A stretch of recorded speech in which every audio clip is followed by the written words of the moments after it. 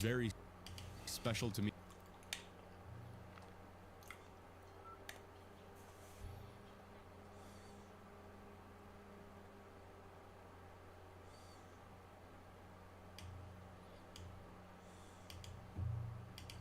Because I have been covering the descent into greed that live service has represented for these companies for so long. And don't get me wrong, the situation with physical media, the bombardment that everything that PlayStation does of people clowning on them and asking for physical media and just outright being as aggressive with them for their decisions, their attempt at a monopoly, their attempt at screwing us over by just eliminating competition. Everything about the physical media side of this conversation is still terrible, and we will still cover it, but at least the live service obsession part, the live service saga, we're finally getting a bit of closure. So let's get into it. All right, so I guess I should start by talking about Horizon Hunters Gathering, a game that I played, but I cannot show you for my own safety. Sounds ominous, I know, but like they really could just strike the channel down. Now, I got into the playtest for it, and I played 2 playtests of it for around 6 hours. They were 3 hours, very, very short playtests, and like you had to connect at that time. They were also heavily embargoed. The whole screen was watermarked so that if anybody leaked footage, they would immediately know their PSN ID. And while we had seen like the game itself and the art style, which is not Horizon, which felt like kooky, cartoony, we're trying to be indie, look at us, we're so fun, but this is still Horizon. And I wanted to play it because I played way too many games. It's honestly the only way for me to be really to my channel with gaming, and like also because I love video to my channel. And apparently feedback to it was very poor, and while I did not like the art style and the live service element of the game wasn't like big surprise, I didn't think it fit the game or that it was good. I did find the combat in the game to be pretty fun, pretty well executed, very good feedback, like the moves were satisfying to pull off, the enemies were fun, the build potential for the characters was fun. It does this thing where you select between different characters. It almost felt gacha-y, right? And a lot of the personalities of these characters were maybe not the most fun, but there was a core to it. If you wanted to compare it to like a more arcade-ish Monster Hunter, which it kind of was the vibe it was giving, that was good. It was solid. It felt good to play, in my opinion, even if a lot of the stuff surrounding the game wasn't. Primarily, its structure, which was you go on a hunt and you're meant to like explore this map, and it has a shrinking area, kind of like it's Fortnite, or more accurately, it's essentially Night Rain.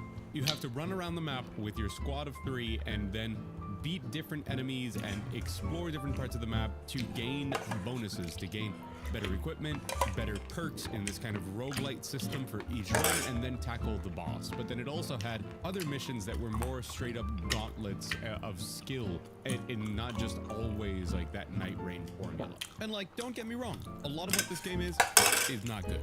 It was not good then, and it probably isn't good now. Second chat, Cat says, if you have cats, then give them a big smooch and cuddle from me, and me too. Absolutely. All the cuddles and smoochies. Also, the characters aren't interesting.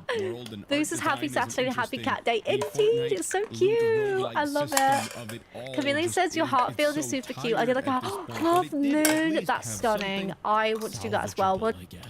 And also, Hoyoverse's recently announced Weavers is also basically Monster Hunter, but live service gacha, like directly.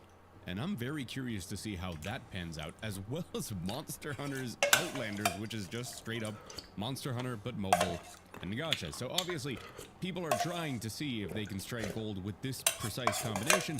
I'm just going to go ahead and say that Horizon Hunters Gathering probably wouldn't have, because it wasn't very good.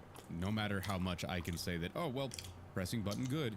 Yeah, that's not all the game is. So to hear that the feedback from players on a game that was this very far along in development, like even in the playtests that I did, they had all the monetization systems in place, which is always like this huge red flag to me. It's this reminder when I play these games that are not released, that are like playtest stuff, and you immediately see that one of their priorities was get the monetization systems in early, as quickly as possible.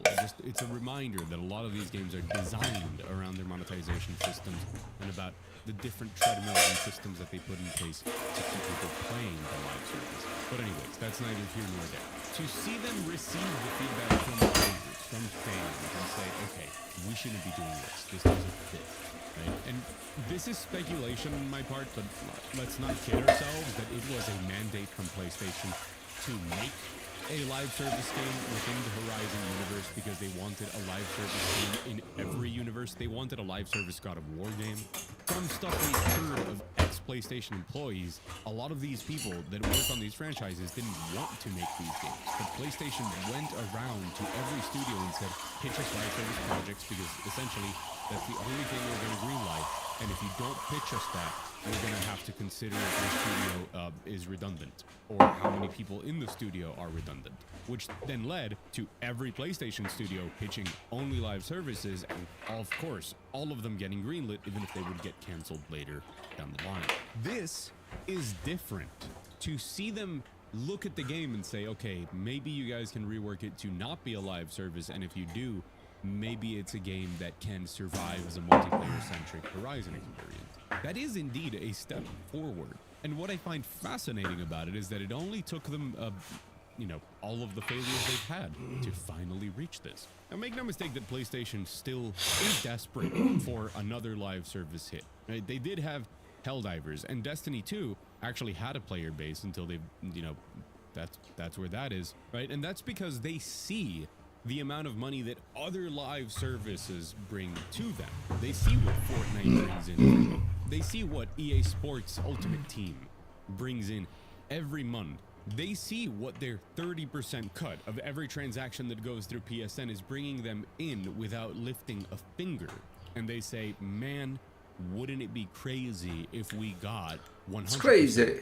And it's been said a million times by like a lot of the old school journalists back in the day that studios have been chasing live services because you can have 10 of them fail, and if one of them breaks out and is big, you make all of that invested money and so much more back. But the truth is that all of it has now shifted, and maybe PlayStation are realizing that. Now, the other side of this situation is, of course, that we have Naughty Dog and Intergalactic.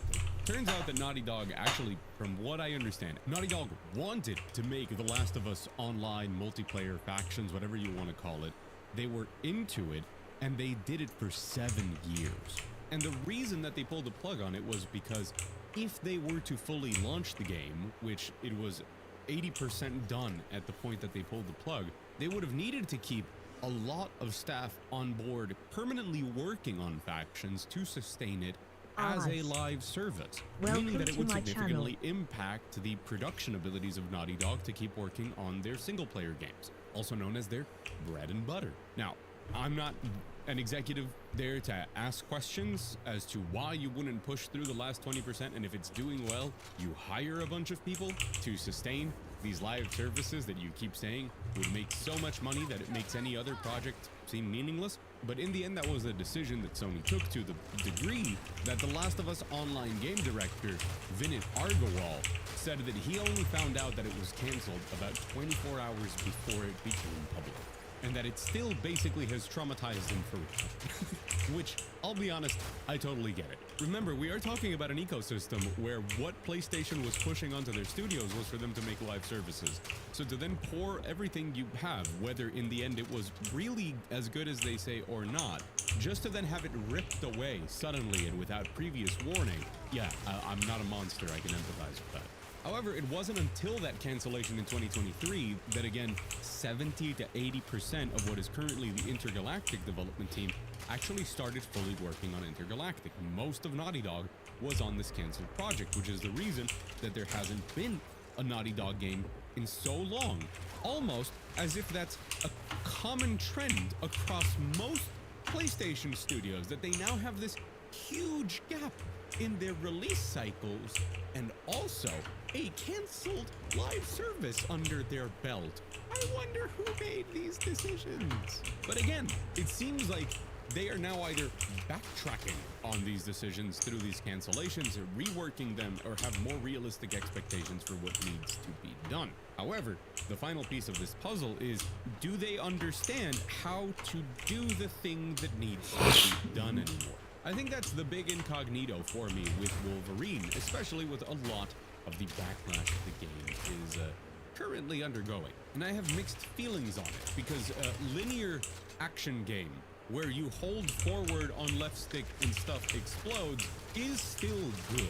But it's clear from the discourse online that there's a way to do it right and a way to do it wrong, and a lot of the Wolverine footage that has been out there as kind of the general sentiment towards the game has gone from, yeah, Insomniac making Wolverine to, this doesn't look great, this kind of looks bad, might just be the overall sentiment towards PlayStation, which, fair, understandable. Like, I can see how people might be overtly negative against the company when they, you know, attack your rights and make everybody mad constantly. But maybe it's just a highlight that there are certain ways to do things that work and certain ways that don't. Even within a genre that, you know, I love me some single player games. I love me some straight up single player roller coaster rides, some Uncharted, some 007 First Lights. But it is true that a lot of those games offer actual gameplay expression, options, ways to engage with the spectacle that still let you feel like you're in control, and that some of the footage that has been shown of Wolverine feels like you're not in control, and that does not seem to jive with people. I guess what I'm trying to get at here is that I love me a video game ass video game. I love video games that have a distinct PS2 to 360 era feel to a lot of their game design. Recently got to preview Tides of Annihilation. That game has a ton of that energy, for example. Just to name one, just immediately fresh off my mind. But there is a way to do that feel right and a way to do it wrong.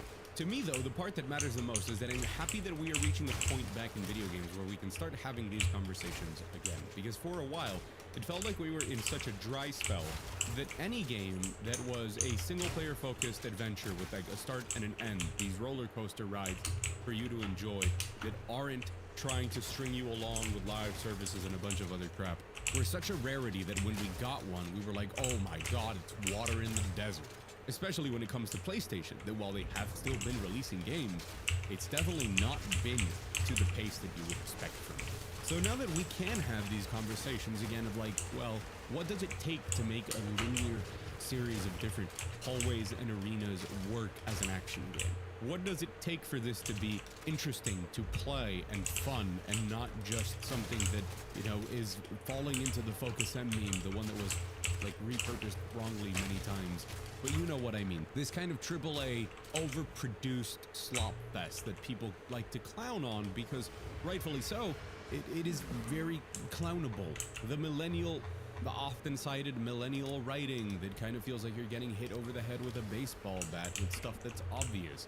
The hand-holding, the jokes about the yellow paint. You know, all of these conversations have nuance to them, but it seems that a lot of the sentiment is shifting. And I'm going to find it very interesting if PlayStation, moving forward, do actually change and start to reevaluate what they did during the live service era, where their mistakes were, and start pumping out actual good single-player games like they've been known for, and if they still have it to make them great. I always say on the channel, when I criticize, it's not because I want to hate on these companies, it's because I want them to do better.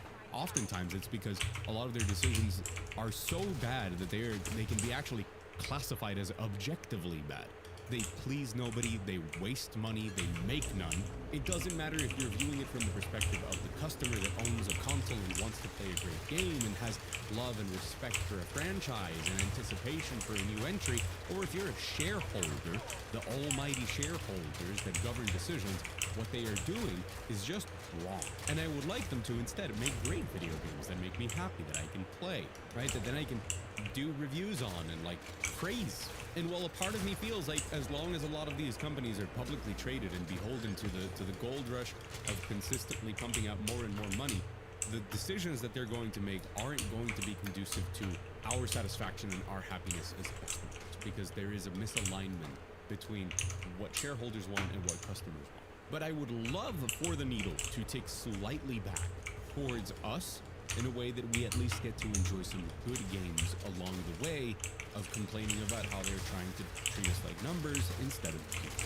And so, looking at this news, looking at what's upcoming for PlayStation, looking at the fact that they are making actual decisions about all of these live service projects, whether it be cancellations or in even better cases, reworkings that admit to the mistakes that they are pushing with stuff like Horizon Hunters Gathering to maybe try and salvage some of these projects and find the good in them.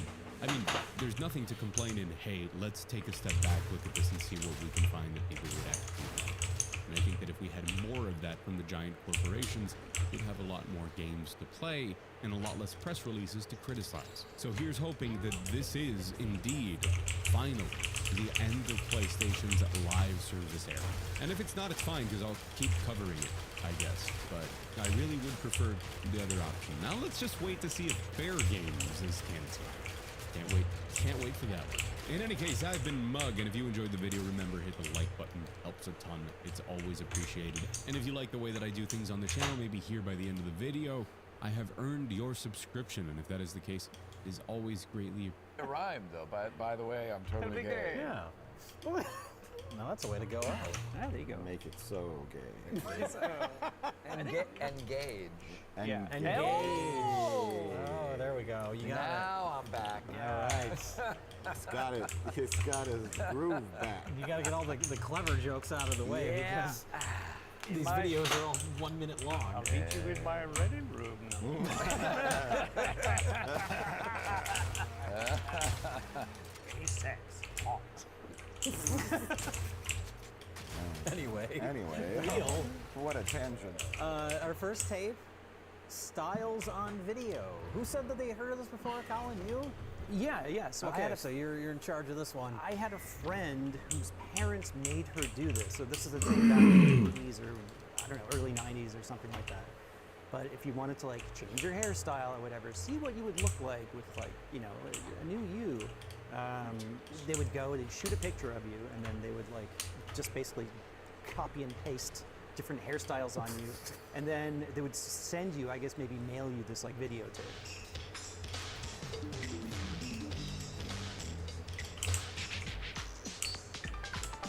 And you would see like, what would I look like with, you know, the Roadhouse mullet or right, something, that's right, yes, or like yes. pink hair or something. I'm assuming it's just a template, and all they do is Oh yeah, hit a 100%. button. Exactly. Because there was no, we saw some guy, some mustachioed man's tape. I don't know Yeah. where this man is or how we ended up with it. This but is his take. This is his tape. Yeah. Yeah, I thought And, it was uh, going to be like a person. I thought it was going to be like, if you want to start a franchise, here's the process Right. of blah, blah, blah. Oh, like Right. an instructional. Yes. Yeah, but this is like his personal tape. It's just so. some guy's tape. Now, what is the advantage of the four screens? Just so you can compare them? Yeah. Side by side? Yeah. It's like Who would you go out on a date with? it's like the Brady Bunch.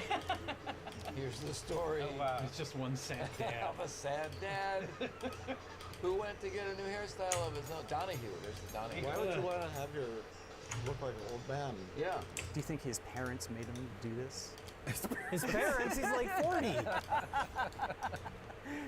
Maybe that's the guy that owns the company and that this is a This is promo like a tape. demo. It's just a sample. Yes, because Yeah. it But if doesn't you're have doing a name on sample, it. then why have such, like, because not most of the, that's why I say it must be a template, because most of these hairstyles are not appropriate for this man. No, they're terrible. It's like they have different Well, colors. that's your opinion, though, right? That's Maybe the they whole are. point of it. But I'm would going to get- say objectively they're incorrect. How would you know? Yeah, that, but you know, you Jay, gotta he see might it. pick one of those. Yeah. He might pick And the he Rick might Schroeder pick one or, that you you know. wouldn't pick. Exactly. You monster. Yeah. I guess it could be a case of like maybe they show you a catalog of like here's options. Yes. And you say I want to see this one, this one, this one, and this one. And he don't said know. show me with the Annie Potts from Ghostbusters 2 haircut. I don't know.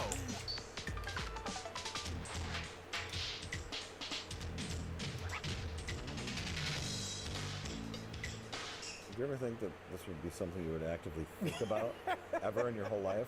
Like this whole process? Well, I found it fascinating because unlike you, I had no idea that this was ever a thing. Yeah, and I actually saw her video, and it's just like this. Like, Oh, she showed it okay. as a joke, but she looks so miserable in the picture. Yeah. Oh yeah, this guy looks like a mugshot. Yeah. It's like the early Photoshop days. It's like Yeah, it's like yeah. a redneck get rich quick scheme. Like that Yeah. last day.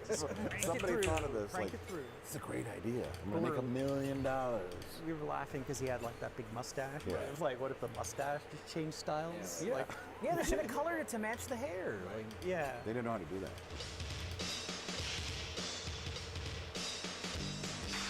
I wonder if this is like a missing murder victim or something. It's like, this is what he could look like. Where it's like Robert Stacks. Yeah, like a Yes. It's like a bank robber. He could look like this. This man Or is like at this. large. Updates. Updates. He's been on the loose for over 6 months. He might have pink hair or Donahue hair, or he might have Roadhouse hair. Be on the lookout for possibly any one of these men. But he will not shave the mustache. That's He's only gonna change his the hairstyle. one thing remains constant, the mustache. And he just shaves the mustache and then nobody can find him. Oh my God. he's wanted for killing 6 hairstylists. Yeah. There's a better use for this technology. Like the police are looking for this wanted suspect or criminal or something, and the Styles on Video comes along and they give them 30 options of how the person could disguise themselves. Yeah. He could be any sad divorced dad. So many false arrests and executions. Based on false information. You look like Styles on Video said you might look like. You look like style number 8 with the bouffants. That's my bouffant. I've had it for years. How dare you, sir? The Stephen Strange. Dr. Strange. The gray hair was weird. That's why I Welcome think to this my is a sample. channel. Because the gray Case you live hairstyles were slim. meant for like an older Cuts gentleman harking. who submitted his photo. Welcome to my We can use channel. it for like missing persons. Neone Well, there's Spider a similar Duck. thing called kid Welcome prints. to my channel. Hello. Go to, I think we went to Blockbuster. SDOSSFFCDSS. This invasion? Thanks for following. Am I being invaded?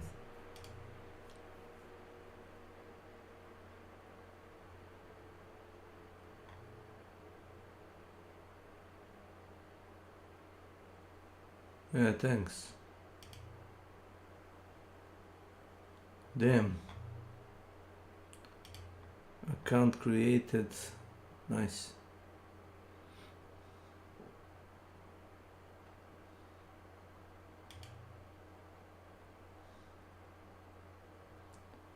There you go. Or did it? We have one. Yeah, don't we? that's right. You did. Yep. Bot Yeah. accounts. Yep. We can't show it because it's someone's kid. But yeah, you would go to Blockbuster and your kid would stand in front of this backdrop and they would say like, my name is so-and-so, I'm this age, blah, blah, blah. So if the kid ever goes missing, you have this video of them to show like, this is my kid, if you've seen him. Oh my God. They used it as inspiration for a segment for the last VHS movie. Yes, that's right. Yeah. They should have combined this style video with the kid print video and just show the kid with all these different haircuts. Here's a kid with a beehive. He may look like this now. We don't know. He's been missing for 8 weeks. Does your son look like Phil Donahue? Does your son look like a miniature Patrick Swayze?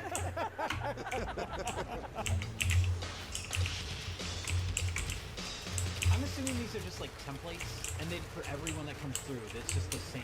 Old man. Absolutely. Yeah, it has to be. Because they're not even accounting for how high or low Or his his skull is, hairline. his natural Or hairline. centering it properly on his face. Yeah. It's totally crooked. That's the Jane Lynch.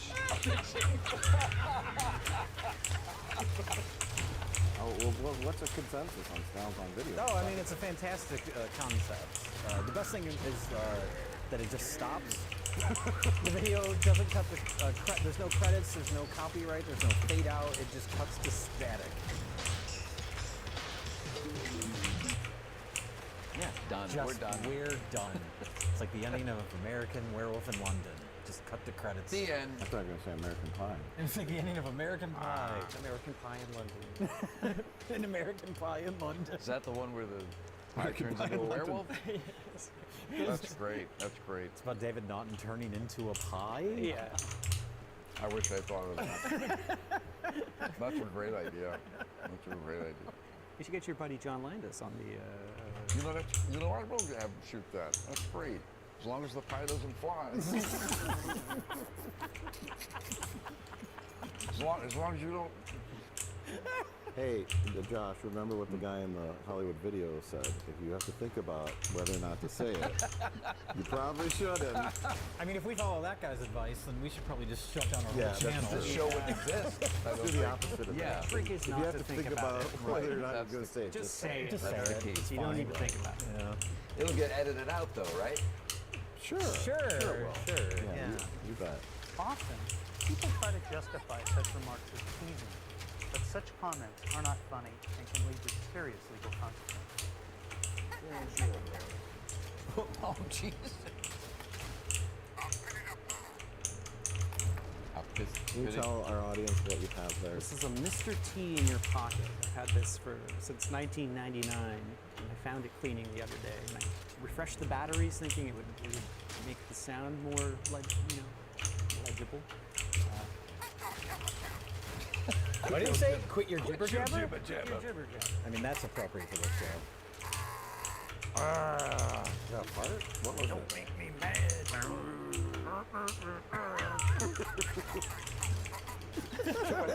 Don't give me no back talk. Don't take. Oh, I thought he told you a cocksucker. Yeah. Oh. I thought he said, "Don't take my toast, cocksucker." That's not it. That's That's not Mr. T's famous catchphrase. Yeah. Don't take my toast, cocksucker. I wonder if you could take out the whatever, like the voice thing, and then redo it with really. I'm sure someone that knows what they're doing could rewire it with a new speaker. Should you guys maybe do an entire video on We that? could, yeah. okay. Yeah, We could have them get say John- really obscene things, and then you just bring this to a dollar Yeah, store or reprogram it, something. yeah. And just somebody picks it up. Oh, it's an Mr. T in your pocket. Gives it to Don't them. take my toast, motherfucker. Well, whatever. That's the other one. That's an alter. Oh, yes, Yeah, yeah. okay. Variants. A change But from only season to toast, season but of the only 18. toast. Yeah. It's always about toast. Don't take my toast, shithead. Well, there was no Mr. T haircut available. There is now. Here it is. Yeah.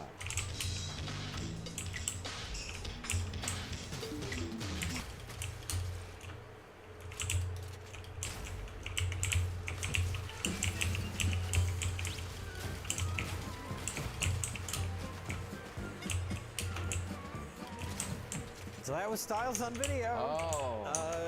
Our next tape. This has been on the wheel for literally years. Really? Action games. I don't think it's on maybe the first year or so. But it's been on for a long time. Was it worth the wait, Mike? Action games. Yeah, I would say so.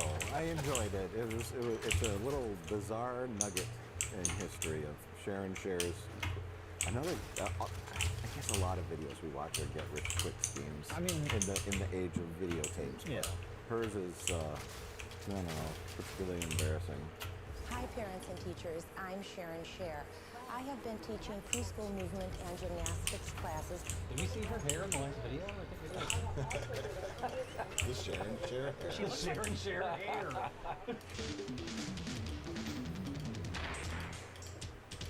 Oh, so it's this lady in Wisconsin. We were right, somewhere up north. How can you tell?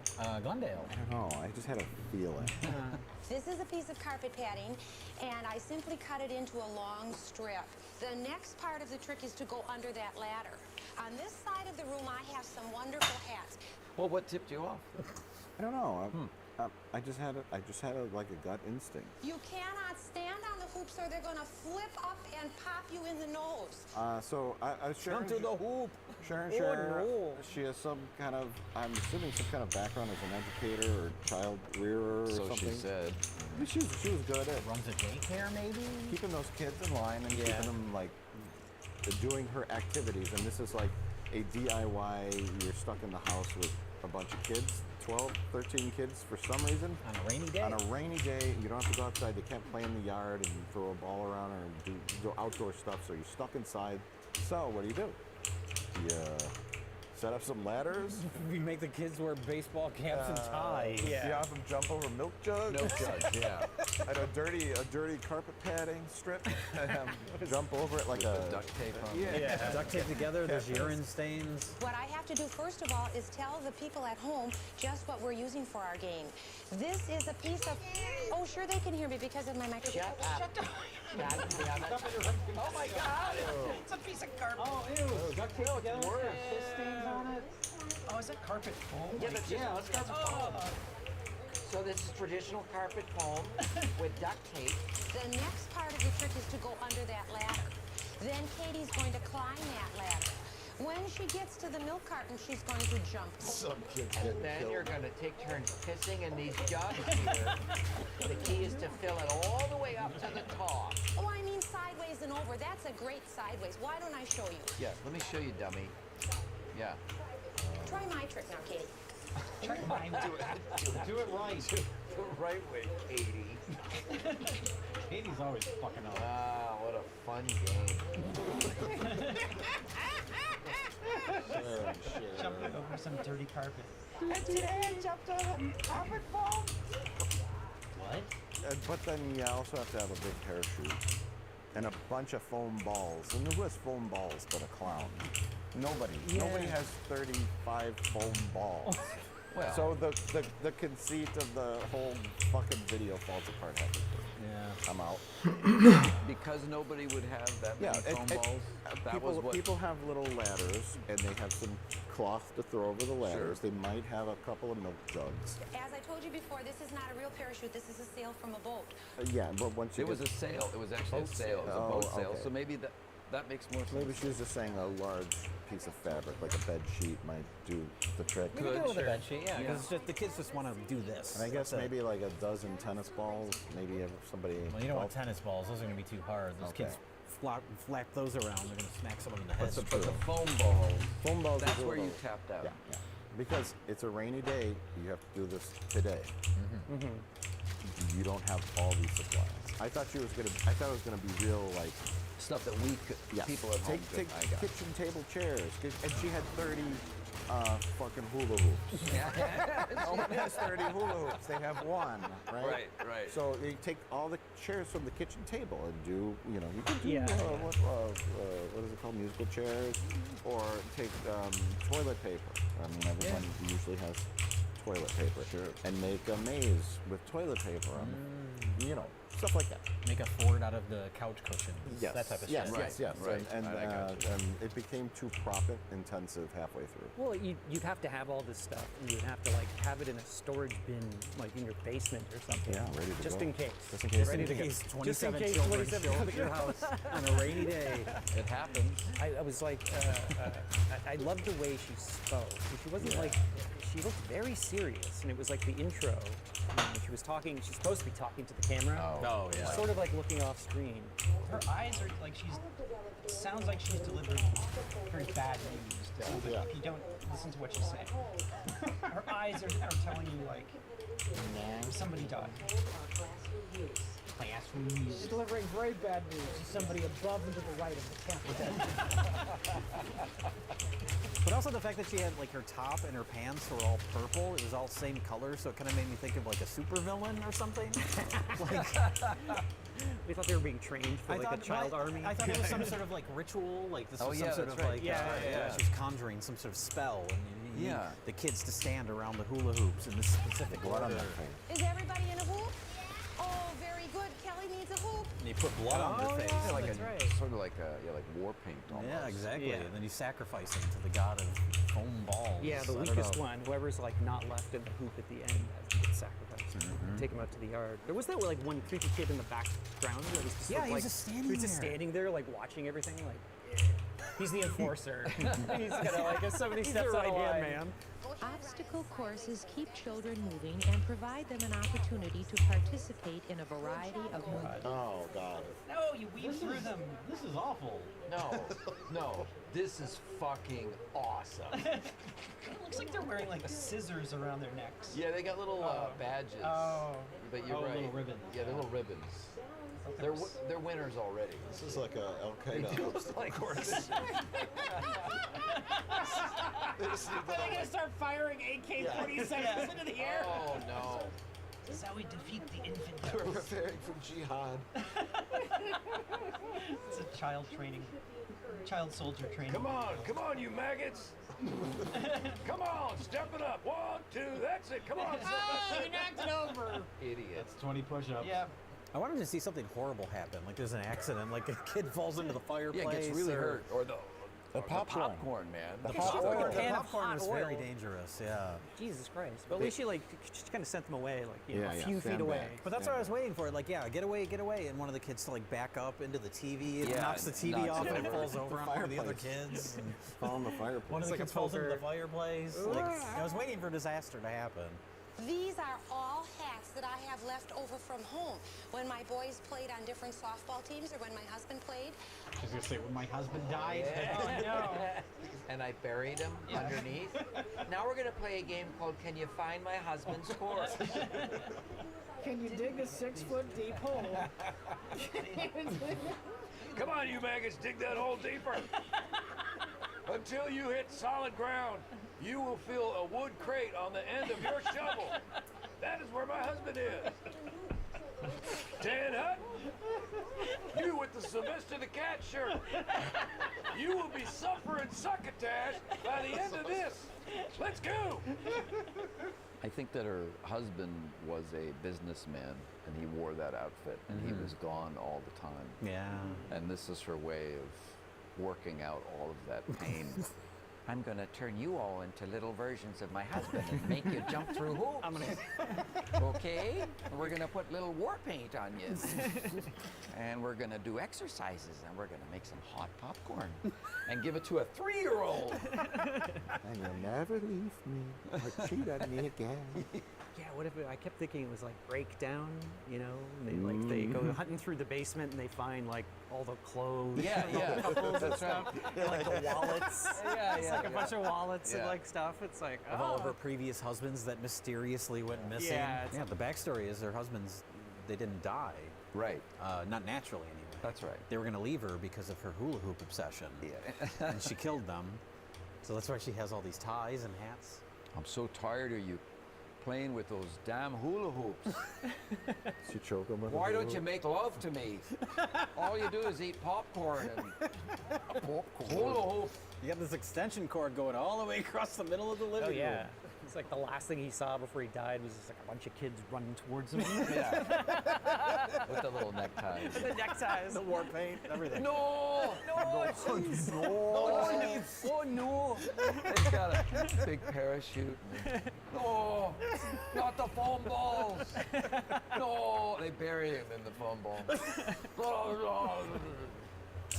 I think the whole video, the whole point of it was just a humble brag to show how big her living room was. Yeah, you're right. The husband came home and he's like, God damn it! Whose kids are these? The fucking Packer game is on. Got this fucking hula hoops everywhere. He's just punching Sharon in front of all the kids. Ah! Get this shit out of the room. Where's the couch, Sharon? Jumping through hoops. I'm jumping through hoops every day out there on the front lines, paying for this giant house. Get those fucking kids out of here. Put the fucking ladder back in the Put them on the tumble bus. Yeah, that'd be Put him on the tumble bus. That's right. I was gonna go for a sail after work. Where's my fucking sail? There it is. Oh, what are you doing with He it? drifts out to sea because the sail's not on his boat. He goes He leaves the harbor. He doesn't Yeah. notice till it's too late. That's exactly right. God damn it. She used my sail for one of her stupid videos. Oh, I'm gonna float on these foam balls that I keep. Yeah. Oh, fuck! God damn it! Put this makeshift sail on if I only had my ladder. Oh, God damn it! Oh, I'm stuck here in the hot sun. I gotta drink some of my jugs of yeah. water. Oh, I'm getting kind of hungry. I think I'll make some pop. No! Damn you, Sharon! All the things in the video where the husband needs to survive at sea. They don't teach that bastard. I guess I'll just feed on these 27 children. Well, I guess there's nothing left to do but put on my cap, my necktie, and some clown makeup. Are you kidding me? This is unbelievable! Sharon! Sharon doesn't share. Oh, boy! Give me the balls again. Put them on the parachute. Karen, you're such a buzzkill. Give me the balls again. No, I'm over the God damn it. Sharon's lost total control. Oh no, the kids are making up their own games. Lord of the Flies. Yeah. Oh, God. Sharon's gonna have a heart attack in the living room, then the kids have to fend for themselves. It's like your own little community. And then another host comes out because actually this entire time it's been how not to deal with children. It's the sad ending. The last thing is she has to have the kids bury her next to her husband. They're all wearing full war paint by then.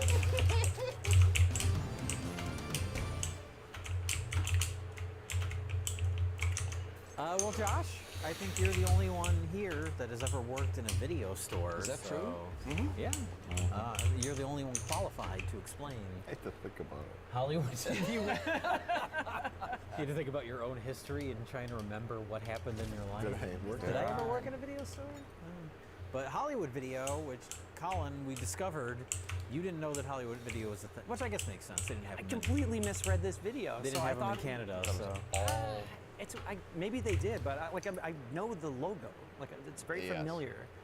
Yeah, I don't know if they did. So I thought this was an awareness video for like Hollywood. In general, The location of Hollywood. Yeah, it was like, on set or something. With a pair of legs like those, you can wear anything. Hey, Michael, that's nice of you to say, but comments like that at work make me kind of uncomfortable. It's kind of laughable though. So as they were like listing these things, I'm like, sexual advances, like Hollywood was built on that sort of thing. It's like, no, this Up is until about 6 years ago. Exactly. Yeah. Nothing but. Where was this video then? Yeah, they showed this video to Harvey Weinstein and his first day working for Miramax. Like it's a big company or something. Oh, he's been in this Now, video. Harvey, we're going to sit you down and show you this VHS tape. I don't want to watch that shit. Okay, well, we'll just set it over here. Just put it in the pile.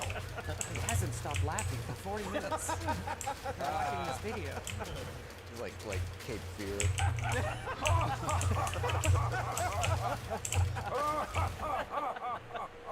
Employees are encouraged to make it be known what behavior they feel is inappropriate and that is not welcome. But Josh, what is this video about? What is the Hollywood It's Video? about 20 minutes too long. Hollywood Video awareness, keeping the workplace safe, professional, and fun. Listen, I'm willing to give you a substantial raise if you meet me tonight. Okay. Oh. Yeah. Yeah. Well, why are we? Wait, this is Clock wife are getting married? Yeah. He's got a grade. That's how you get a promotion. Anyway, this is one of many, sexual harassment, workplace training kind of videos. Every company had these types of videos. Yes, it's pretty standard issue. The highlight of this one, though, is that they do recreations, which is always fun. The reenactments are interesting because they're kind of touching on different subjects. Like they've sort of flipped the script a little bit, where it's the woman coming onto the guy. Right. Yeah, they even have a gay guy in They have this. a gay It's very guy. open to which type of people can just be awful. Looks like a lot of work there. You know, I can make it easier for you. I don't know what you mean. I'm just doing my job. I mean, I can make it a lot easier for you. If you're receptive. Yeah. We think that was a gay come on. It was. It totally We was. were kind of like talking over it, I think, and I missed the first section. The scenario didn't make sense, but it was supposed to be a gay man hitting on a fellow employee. The Gaysian was We don't know if the Asian man was gay. I don't know what you mean. I'm just doing my job. the guy with the long hair, the white guy kid. I thought he was trying to like sell him drugs. Like he's like, you want me help you make you make your shift go by a little quicker. Yeah, it's something like that. Like I'm gonna give you a weed. I thought it was a drug thing because they didn't cover drugs. And then, so I think it was drugs. My vote's for drugs. The scenarios became more and more like hard to decipher because it started, it was like, oh, this is a sketch about sexism. Yes. This is a sketch about racism. Yeah. But then everyone after that was just hostile work environment. Yeah, yeah. They were all just that. It was like, what does that mean? I thought, because I remember putting away stacks of videotapes all day long, especially, you know, after the weekend was over, we'd get all the movies returned. So you'd be carrying around in really big stacks. So I thought the guy was going to take that stack for him in exchange for like a blowjob. Which didn't really make any sense. That's a little like unlikely. That's what no, that's what I thought it was too. Yeah, you guys are being fantasists. You guys are adding your own headcanon. Yeah. Like, let me lighten your load and I thought, lighten mine. I'll help you put away some VHS tapes for sex. Yeah. I thought that's what the implication was. A little fun. That's okay. I'm not interested. That's a bit extreme. I need an instant replay. You need to watch the whole sketch again. I think it's a great trade-off. Harassment of any kind is not tolerable. This example shows us that harassment has no social boundaries. It could affect any of us at any time or place. The Rick McCollum story. Right? So this is biography. Allegedly. Allegedly. Allegedly. Do you know I just got a blowjob for helping a guy put videos away? This is fucking awesome. Rick McCallum is your boss at Yeah. Hollywood Video. You know what to do. A hostile work environment. Puts back all these copies of the Phantom Menace and get blown in the back room. The ILM awareness video. Oh yeah. Watch out for Rick. It's just a picture of Rick McCallum that says, "Be aware of this person." I want to challenge you to think about the fine lines that are crossed in these vignettes and others. What's playing behind them? Toy Story. Oh yeah. There's Are those the Toy Story outtakes? The infamous offensive outtakes? I'm sure I could get you a part in Toy Story 3. I'm sorry, it's mine. Delighted to chat with you, and if you need a little help in the business, I'd be happy to help. But the host also, I kept being distracted because they had him framed like a little off to one side. So he had all the Blockbuster Video TVs, And a low Hollywood Video. Yeah, right. Yeah, and it was a low angle. Really It was low. very weird, but all the TVs had Toy Story playing. But blurred out. Yeah. Well, it's out of focus. Yeah, it's legally, I mean, not blurred out, but obviously.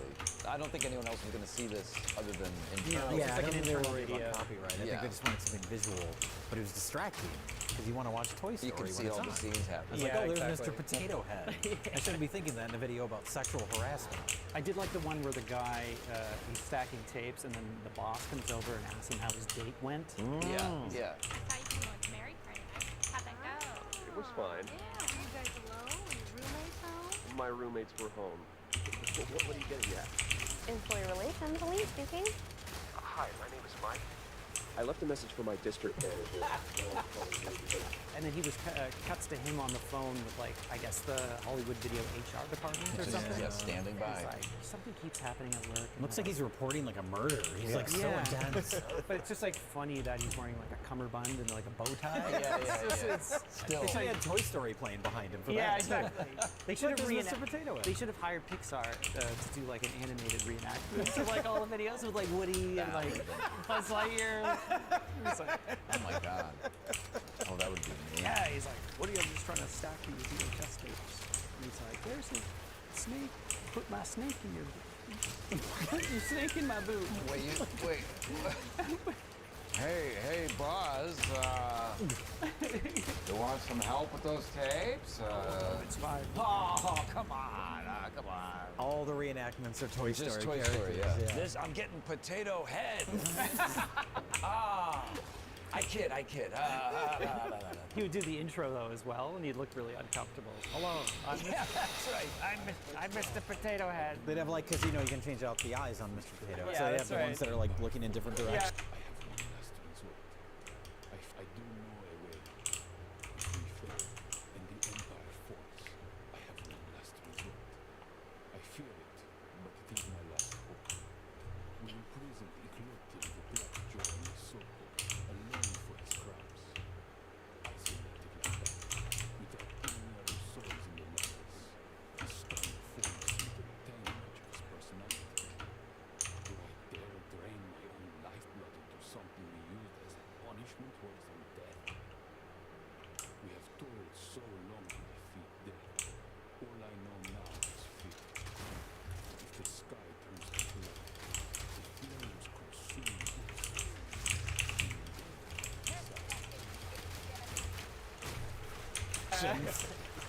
I am legally obligated to do the intro for this video. We hope you enjoy this program.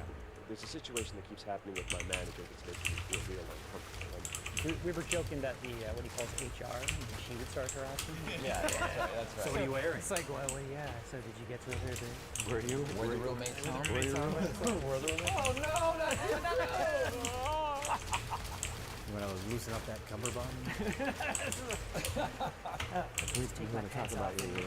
Yeah. Maybe at the bar. It's just Rick McCallum on the other line. Yeah, it's just the phone. This is sexual harassment hotline. Oh, fucking great. Oh my God. Liam, how are you? Fantastic. Everything's going fucking fantastic. Suck my cock? Great.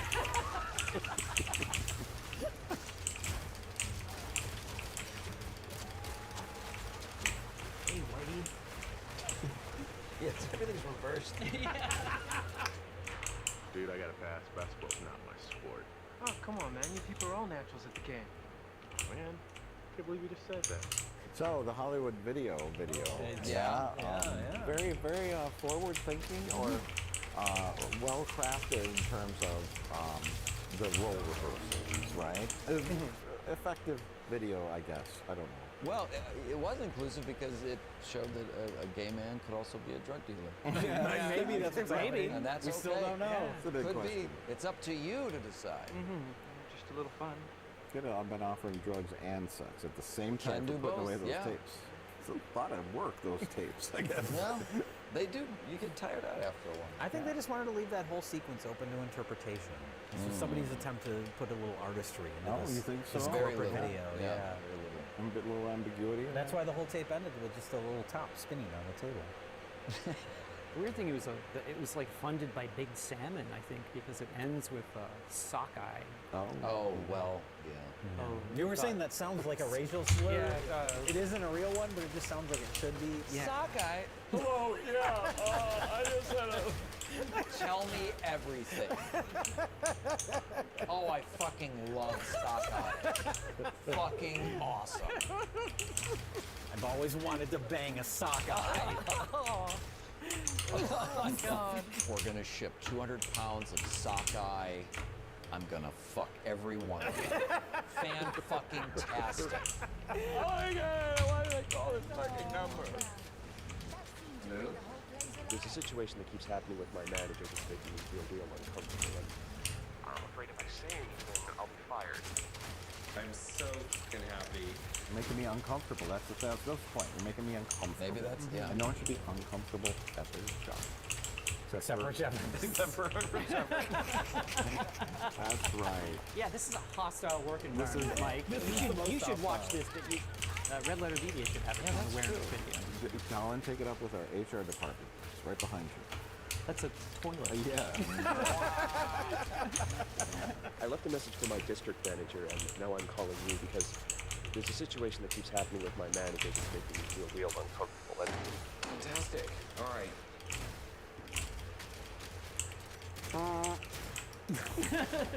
So then, because all these videos were short, just for fun, we watched Tumble Buzz. Tumble Buzz. Tumble Yes. Buzz. Tumble Buzz. Yes, why not? Just out of intrigue of the title, and who knows, what is the And Tumble the Buzz? concept.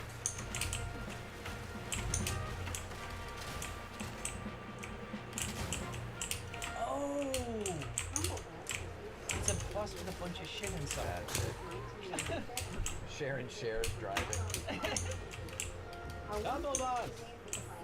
Definitely something the children can hardly wait for. Yeah, I can tell. You can barely get on the bus. They're too tiny. Come on, you faggots, one by one. That's so lame. Yeah. Oh, that's so lame. This is terrible. Oh, this is even more pathetic than Sharon This Share. is in a bus now. It's a carpeted bus. Sitting a shoe. Yeah, the old shoe tapping game. Get on the bus, we'll give you sticks. Oh, that guy needs longer shorts. This is not appropriate, sir. Why do they need a bus for this? I don't know. Mobile. So you can drive it to different places. You drive it to a preschool that has a better Yeah, better playground. gym. They're doing the fucking paradise I'm bus. telling you, yeah. They better never keep doing all that. There's no room to do any of this. Makes it more challenging, you idiots. Tumble bus! Come on. Oh God! Oh no! No! They're trying to. This is so pathetic. It's awful. Oh my god. This is a redneck get rich quick scheme. The best part is that it's all done while your child is in daycare. So there is no. She was gonna say while your child is in danger. There's a rope There's a rope. to climb up 2 feet. Oh my god. It was an amazing video. It was an amazing presentation. What is it?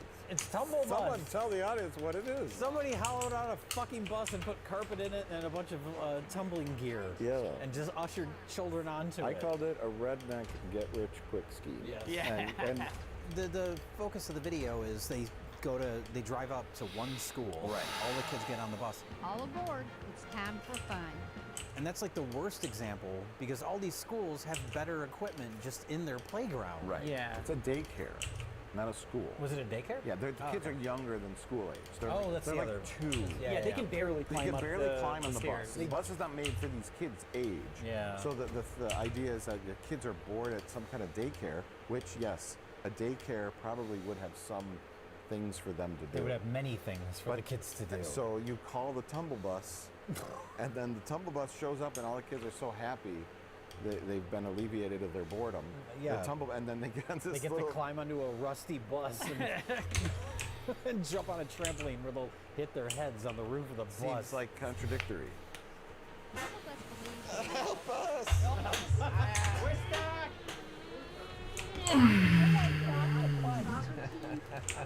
Why do we have to do this inside of a bus? A trampoline! Oh, No, God. don't bounce on that! It's gonna hit her head. Smack your head on the Oh, roof. so bad. Hold on to the rusty windshield. If the bus were moving, I'd be all about Oh, this. that would be Leave a fucking trampoline. That trampoline, they show a rock climbing wall where you can go up like one step. That's it. That's it. That's all Can't the go room. any higher. The first activity, though, is they all sit up against the wall, and they have those sticks. Yeah. Yeah. And they're doing something with the sticks. They're hitting that guy in his crotch. On his feet. Sticks. Yeah. He's got his legs spread open. Yeah. He Yeah. can't fit on the bus.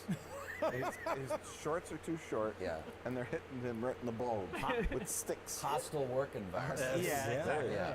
Filled with equipment such as slides, monkey bars, balance beams, rings, cargo nets. They have to constantly reset all this stuff. Yeah, that there's would not take enough room hours. to leave everything. Only to find himself taking a magic carpet ride on the carpet squares, like Aladdin. Disclaimer, there is no room to roll in the tumble bus. No room Oh, that to kid's roll, way no too room to big. climb. Look at that wall! Wow, This is it. No, honey, there's nowhere else to go. They had to put the wall inside to fit it in the tumble bus. Where's the bathroom? That's the ball pit. Yeah, I was gonna say that. Oh God, careful! How is all this in here? You're gonna hit your I head. feel like the ceiling. Oh my God! What's this? Zip line? Zipline. Changes everything. Is there a zip line inside of a bus? But that's another thing is that there's so little room on this bus that everything is not like set in place. No, yeah. Yeah. Where it's like every tumble bus has this design. Or It's it like has you to have be to swapped constantly out. swap everything out. But so when you're swapping out the zip line and the ball pit, Yeah. do other kids have to exit the bus Yeah. and Yeah. get back on? That There'd seems be like no such a room. hassle. Everybody Yeah. get off the bus now. And we're Stand gonna in the wait parking lot. outside. Yeah. Here's a better idea. You set up like a tumble land or tumble zone, right? You buy a building and you have all this great equipment in it, and you use the buses to take the kids from the daycare to the tumble zone. Yeah, okay. There's an idea. Sure, yeah. Yeah. Yeah, instead of having it in like the smallest, most uncomfortable space you can put it in. Because they have a headquarters. At the end of the video, we see the outside of their building, and it looks like a busted out like old like Mexican restaurant. Oh yeah, that they just painted yellow or whatever. Put all your tumbling equipment in there. They painted it the branded tumble bus color. Yeah. It's like blue, light pink. They had multiple yellow. like corporate meetings about what the colors should be for their organization. Oh, it looks so dingy and run down that building. Sad. Oh, it's all around sad and embarrassing. Yes. Two instructions. take him out of here. This is so the teachers can have a cigarette break. Put him in a bus. We could just do it in here. Put him in the goddamn bus. I'll climb on top of the wall, but I could just reach up here. Yeah, I know. I don't need any of the footholds. That would be the easy way. Can I get down? Why are they wearing masks? They don't want you to know whose kids these are? Part of the, Should have like an archery range or something. The Tumble Bus, that was the name of the Batmobile, I think, in the Christopher Nolan. Was it the Tumble Bus? Yeah. Yeah, I think Morgan Freeman makes... It has a zip line in it and everything. Yeah, Morgan... Now this here is the Tumble Bus. Yep, titanium, steel, nothing to get through that. Now, if you walk inside here, you see this has everything you need. Is that a ball pit? Miniature climbing wall. Yes, it is a ball pit, Mr. Wayne. No. Is that a ball pit? Oh yeah, is that a ball pit? It is a ball pit, Mr. Wayne. It's made with foam balls. We got them from Sharon Share. From Sharon Share's estate sale. Oh, the late Sharon Share was kind enough to share these foam balls with us. Now over here, you'll see we also have some other interesting things. Hoops you can hang from. Here's some sticks you can use to tap a man on his crotch or perhaps his feet. But Mr. Wayne, you're going to love the coup de grace. It is this zip line. It doesn't go outside the bus. It's not for climbing buildings. It's for staying inside the bus. And you can quickly go from the front to the back. Batman driving very slowly. I want this thing moved. Every time he hits a bump, you just see the foam balls fly up. And there's also kids in it. Oh, there's kids they're all, yes. behind Batman. Yes. Shut up, kids. That's what we all were secretly hoping for, not is that the Tumble Bus would start driving. Yes. Yes. And it would be a mobile gym with no safety precautions whatsoever. Exactly. Yeah. We're saying like, you get an archery range in there, like knife throwing.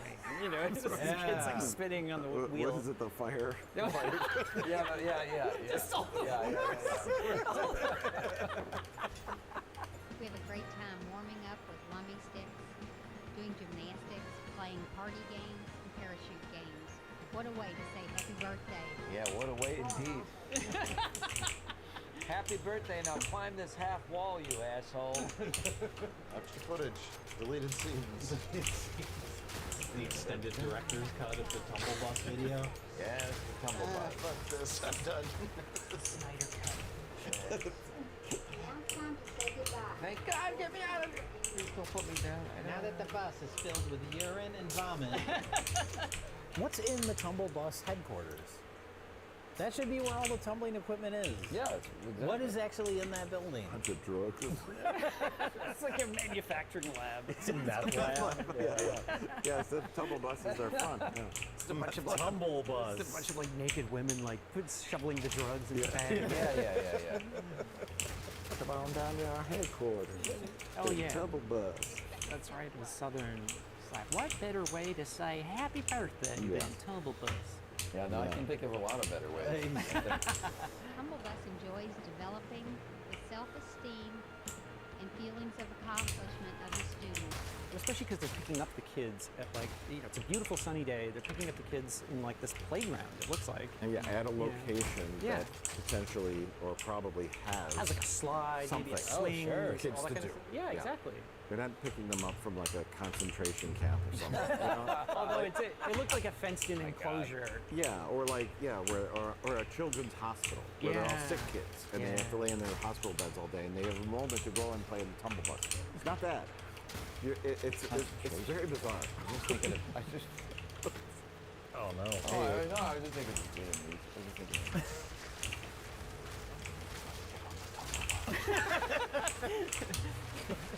could have seen. They currently teach 1,500 children weekly on the 5 tumble buses that they've had in the New Orleans. There's a They've fleet also of them. sold 130 tumble buses across the United States. What? 130? No. Yeah, they're right there. You can see them for yourself.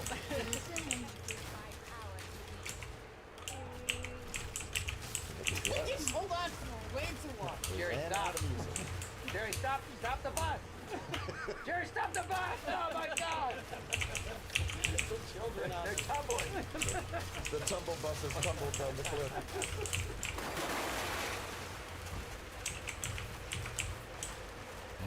So that was our lineup. We went the extra mile by watching a whole other video. Yeah, 5 minute extra. It might have been 5 minutes, but you know. What 5 minutes they But were. what an amazing 5 Yeah. minutes. So now we have to decide out of all these tapes which is best of the worst. Oh. All are equally valid, even Tumble Bus. Yeah, Bus. Tumble Bus Yeah. is not excluded just because the wheel didn't land on it. Right. So Colin, what is your pick for best of the worst? I think I'm gonna have to give it to Tumble Bus, just because we were laughing at it. The whole front was very entertaining, and then just finding out what the concept actually was kind of entertaining, and just how pathetic and sad it was, and wrong-headed. It's just a terrible, terrible idea. And what better way to say happy birthday than Indeed. Yeah. Indeed. Josh? I hope to celebrate my next birthday on the Tumble Bus. Maybe you guys will spring for one. That'd be kind of nice. I'm thinking about it. Yeah. Yeah, they probably have them in LA. I mean, there's hundreds of them on It's the a road. pop-up, the Tumble Bus pop-up. They do pop-ups. That'd be great. If they had a Blockbuster video pop-up, they'll do a Tumble Bus. That'd be like a deep cut. Those are always like it's like those pop-ups though. They're like a smaller, more condensed version of the real place, Yeah. right? So would the Tumble Bus be like a short Even bus? smaller. Yes. Even less Yeah. space inside. Have fun. Zip line. You go down the slide, you just hit the back wall. Oh, fun. All right, get off. That was it. I gotta reshuffle everything around. $50 for that in LA. Did you guys do the Tumble Bus pop-up? It was awesome. Shut the fuck up. They had a photo ops and everything. You could take pictures against the mini climbing wall.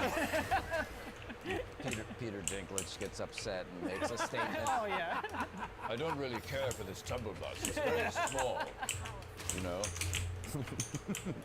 What are you saying? You can only have a bus for little people? I don't think it's fair. There should be one for regular-sized people, too. Peter, what are you doing?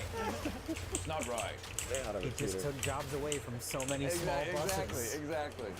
Tumble buses. I'm not sure. Are you on their side or not, Peter? I can't figure. I don't know what I want. I just want to complain.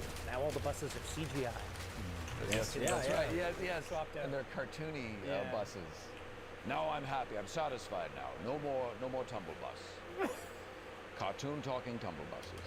And his studio was $200 million. I did my job. Mission accomplished. And he gets on his little tumble bus and drives away. He just zip lines away. Well. So what's your fucking best of the Yeah, worst? for Christ's sake. I'm going down it's Tumble Bus. Okay. Okay. All that. Jay, what do you say? It's Tumble Bus. Oh, okay, I love alright. Tumble Bus. I Yeah. love the horrible concept. I love the horrible production value. I love the horrible interior design of the Tumble Bus. It was like they barely tried to make it look appealing to children. Yeah. Everything about Tumble Bus is amazing. Ugly gray colors. It's gross. Of all the gear in there. And then the horrible shit job they did painting the exterior of that Mexican restaurant to make it Tumble Bus headquarters. Yeah. It's great. Everything about this video is amazing. Their branded colors. Yeah. The Tumble It's Bus just colors. Yellow. Which yeah, it's like weird. It's like light pink and yellow and something else. Like is it red? I think like blue or something. Yeah, Yeah. blue's in there. Blue, red, and yellow. It's just just like primary colors. Like Circus? What weird like ones? a circus theme? Or? Yeah, it was like the Leinenkugel. Summer shandy colors. Weird. I want to see. My pick is also Tumble Bus. Oh, Okay. unanimous. Tumble Bus beats out Sharon Shearer. They're very similar. They are. Yeah. They are. There's some weird similarities, but Yeah. Tumble Bus beats it out. And I totally want to see like a gritty HBO show based on the Tumble Bus company. Like accidents. And Not a documentary, yeah, but yeah. like just a fictionalized version of The people that started. Yes, Yeah. it's rednecks that start this company. They buy a fleet of buses for a discounted price and hollow them out and have this scheme to run a business out of this like shady former Mexican restaurant. Yeah. But you have they're to really film it like very like cold. You have to like David Fincher make it like Social Network it's for ugly. Tumble Bus. Right. But really, they're like it's like Breaking Bad, where they're dealing drugs out of this this Mexican restaurant, but Yeah. they also have to run this business. You got to take the tumble bus over to this birthday party. Tumble bus? That's a terrible idea. There's not even any headroom. Some kids get injured. Yeah, some exactly. Lawsuits happen. Why would you put a trampoline inside of a bus? It's a gold mine of drama. Yeah, yeah. I think it would make for a great show, Tumble Bus. Yeah, Just called that'd be Tumble like Bus. 18 Emmy nominations. Yeah. for Tumble Bus. It'd be 6 episodes. They're all 43 minutes long. Yeah. And then season 2 comes out in 8 years. That's right. It's Tumble Bus. And it would be a business is killing completely me. different story, but Follows a different group of people. Yeah, but set in the tumble, the Tumble unit, the Tumbleverse. The Tumbleverse. Tumbleverse. There you go. I'd love that. Kids that were injured on the Tumble Bus are grown up now and they want We to tell take their revenge. story. Yeah, exactly. They're trying to figure out the source of their trauma. Like they've suppressed the memory of Tumble Bus. The one guy's injured, like a permanent neck injury, and he wants to kill the owner of the Tumble Bus. They gotta find him. Get the fuck out of my trailer. He gets out. He's getting out of jail next week. He's been in jail for 32 years. Yes. He's about to get out. I'm gonna kill the Tumble Bus The guy. Tumble Bus kids. Right. That's the Want to take spin-off. revenge. Yeah. Look, I don't know who you are. I made some mistakes in my life. I swear to God, I ain't never seen you before. Now, just take it easy. I have one thing to say to you. Tumble Bus. Oh, it can't be. Little Johnny? Shit. I'm out of here. Fuck, the zip line doesn't work. No! It's too short. Tumble Bus! Oh. Tumble Bus, coming to Netflix. No, it'll come to Apple TV. No, Apple TV Plus. They will tell no one, and they will not advertise it, and Right. no one will see it. Each episode will cost $13 million Yeah, to exactly. produce. From Vince Gilligan. Each episode will be 3 hours about nothing. I know there's just somebody you know that'll tell you about it. Have you seen that show Tumble Bus? Like what? No, it's on Apple. It's really good. No, I'm serious. Hey, do you want some drugs maybe to help take the edge off No. while you're putting those movies No, away? thank you. I'm putting these movies away on Oh, the shelf. all right. Have you seen Tumble Bus? Never seen Tumble Bus. Hey man, have you seen Tumble Bus? That movie you're putting away, Tumble Bus. Oh, interesting. Hey man, you people like you like You people like Tumble like Buses. buses, right? What are you saying? I'm a redneck? Hold up, man. Yeah, You white people like Tumble Bus. Not all white people like buses. Yeah. God. Hello, HR. Hey, so you took that girl out last night to the Tumble Bus, huh? Was anybody else on the bus, or was it just you two? Hello, HR Rick McCallum.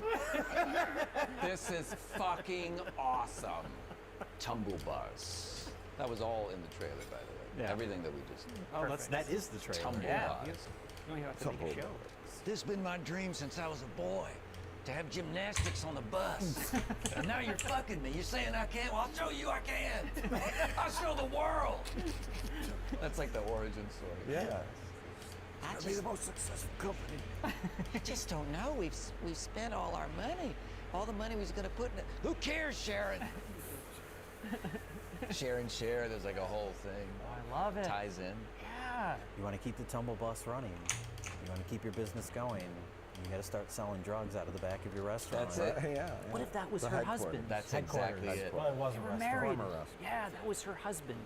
Would it be Sharon Share with her like thick northern Wisconsin accent Yes. and a southern man? Yeah. Like dueling accent. They were a match made in hell.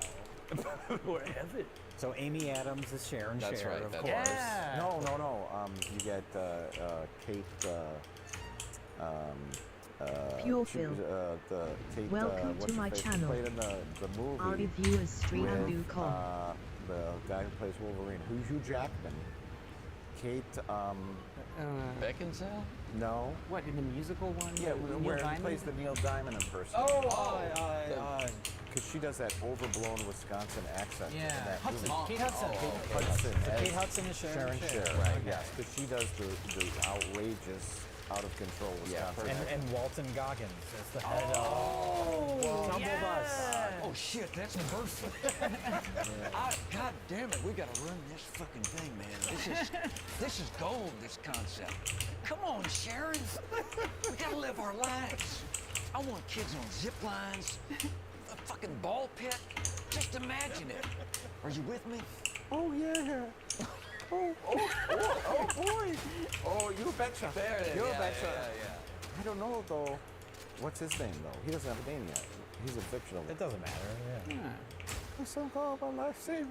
Well, that was his nickname. What? The Tumble Tumble Bus. Oh, that was his That nickname. was his nickname. Oh. Now we can tie in our original concept. Okay.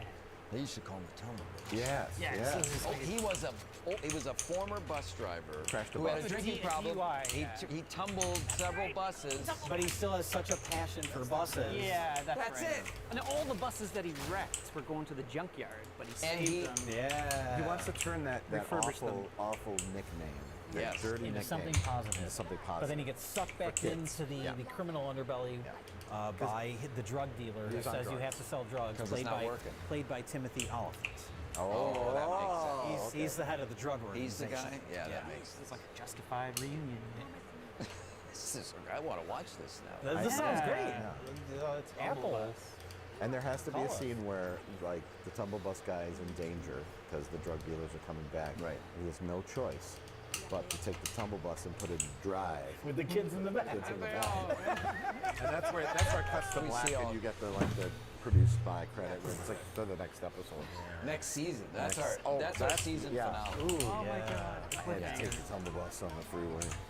It's time to take this Tumble Bus for a ride. Hang on, kids. They're all still doing activities back there. That's your season 1 clincher. Yeah. Oh gosh, it's so good. You can see it right now. All right, we're there. We have the whole show ready to go. We've got a Bible for the season. This is the complete inverse of destroying a tape. This Yeah, is, we created this something. is building a tape into a multiverse. But yeah, Tumbleverse. the Tumbleverse. The Tumbleverse. Into a hit HBO Emmy Award-winning Apple program. TV. This is an Apple Okay, TV. Apple TV show. It's going to be amazing, and no one will watch it. Yeah. Tumble Bus Instead of canceled after destroying 2 tape, episodes. Yeah, we built it up. Yeah. They created something amazing. I'm really proud of this. Man. I'm sure. Who would have thought? Oh, Mr. T says we're done.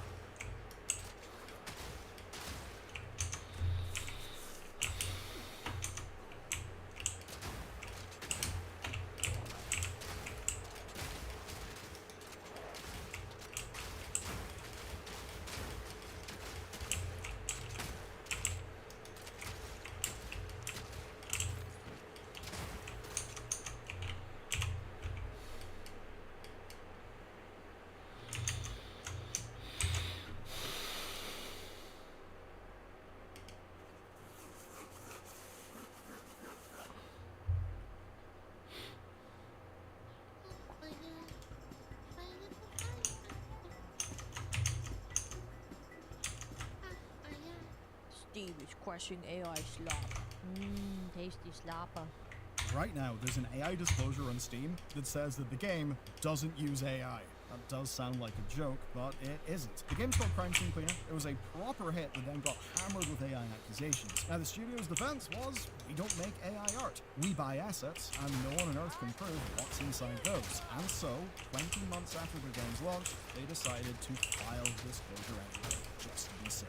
So now we're in a funky... You know what's funny? I've seen actual artists being accused of using AI because there's a Twitter that like make up shit in their brain and are like, yeah, I'm an expert at like looking at AI.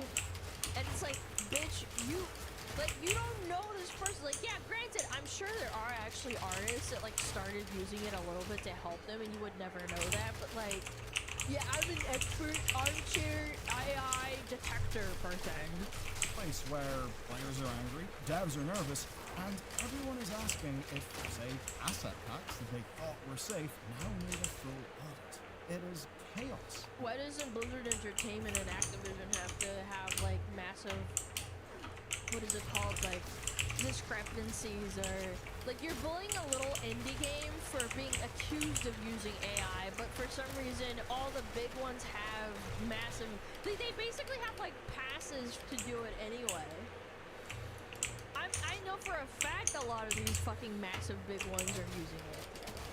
The good news is someone's managed to map that chaos with a census of every single disclosed game on Steam. And the timing of that actually matters because in the last 6 months, the situation with AI has, in fact, materially changed and in a way that will impact video games quite a bit.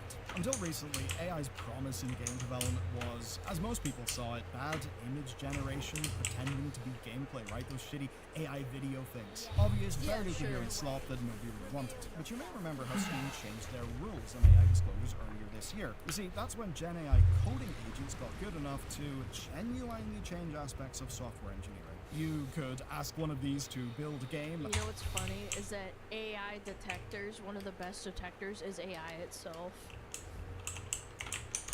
Think about that. Are you really that are you that anti-AI that you wouldn't want to use an AI bot to detect AI? Like, it's a tool. So are you that anti that you wouldn't use it? Yeah, it takes one to know it. Exactly. Exactly. And it will go, write code, build assets, orchestrate this with a big fleet of agents, and run it all through a game engine. They can identify and fix bugs in many cases. It's honestly insane compared to where we were 6 months ago. And that means we're no longer talking about games that are actually just generated images in sequence. We're talking about prototypes, like say this one, a space sim called Long Silence. What about vibe coding?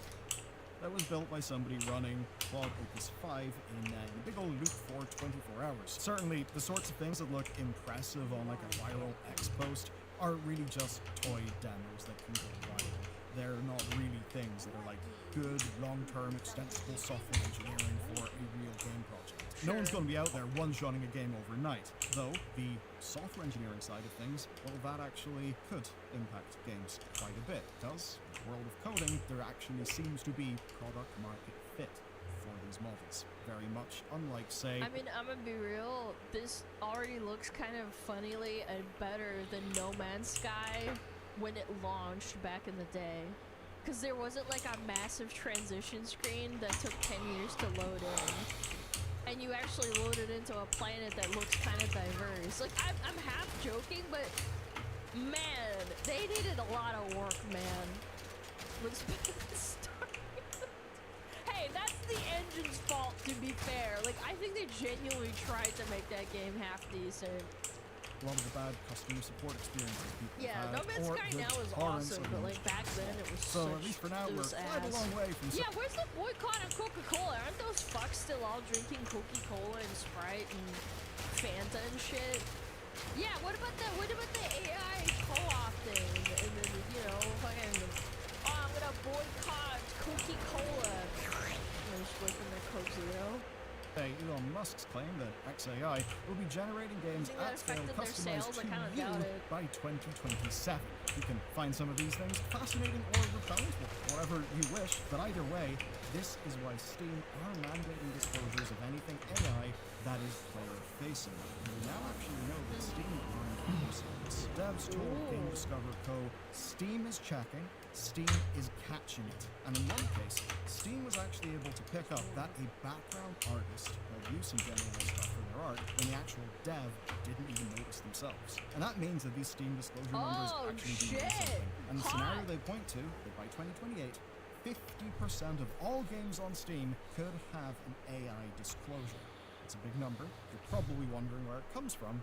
That's what we'll do next. That scenario comes from a developer called S.W.Frost. Basically, he's a co-founder of Mainframe Industries, who currently make a game called Hacked. today, but he was formerly a design lead on, of all things, Habbo Hotel. He put out Oh my god, this game was the GOAT, man! a pair of blog posts that were crunching the numbers on every single game Dude, Gen AI Habbo disclosure Hotel, on Steam. A census of the entire population going right back to when the disclosure started in 2024.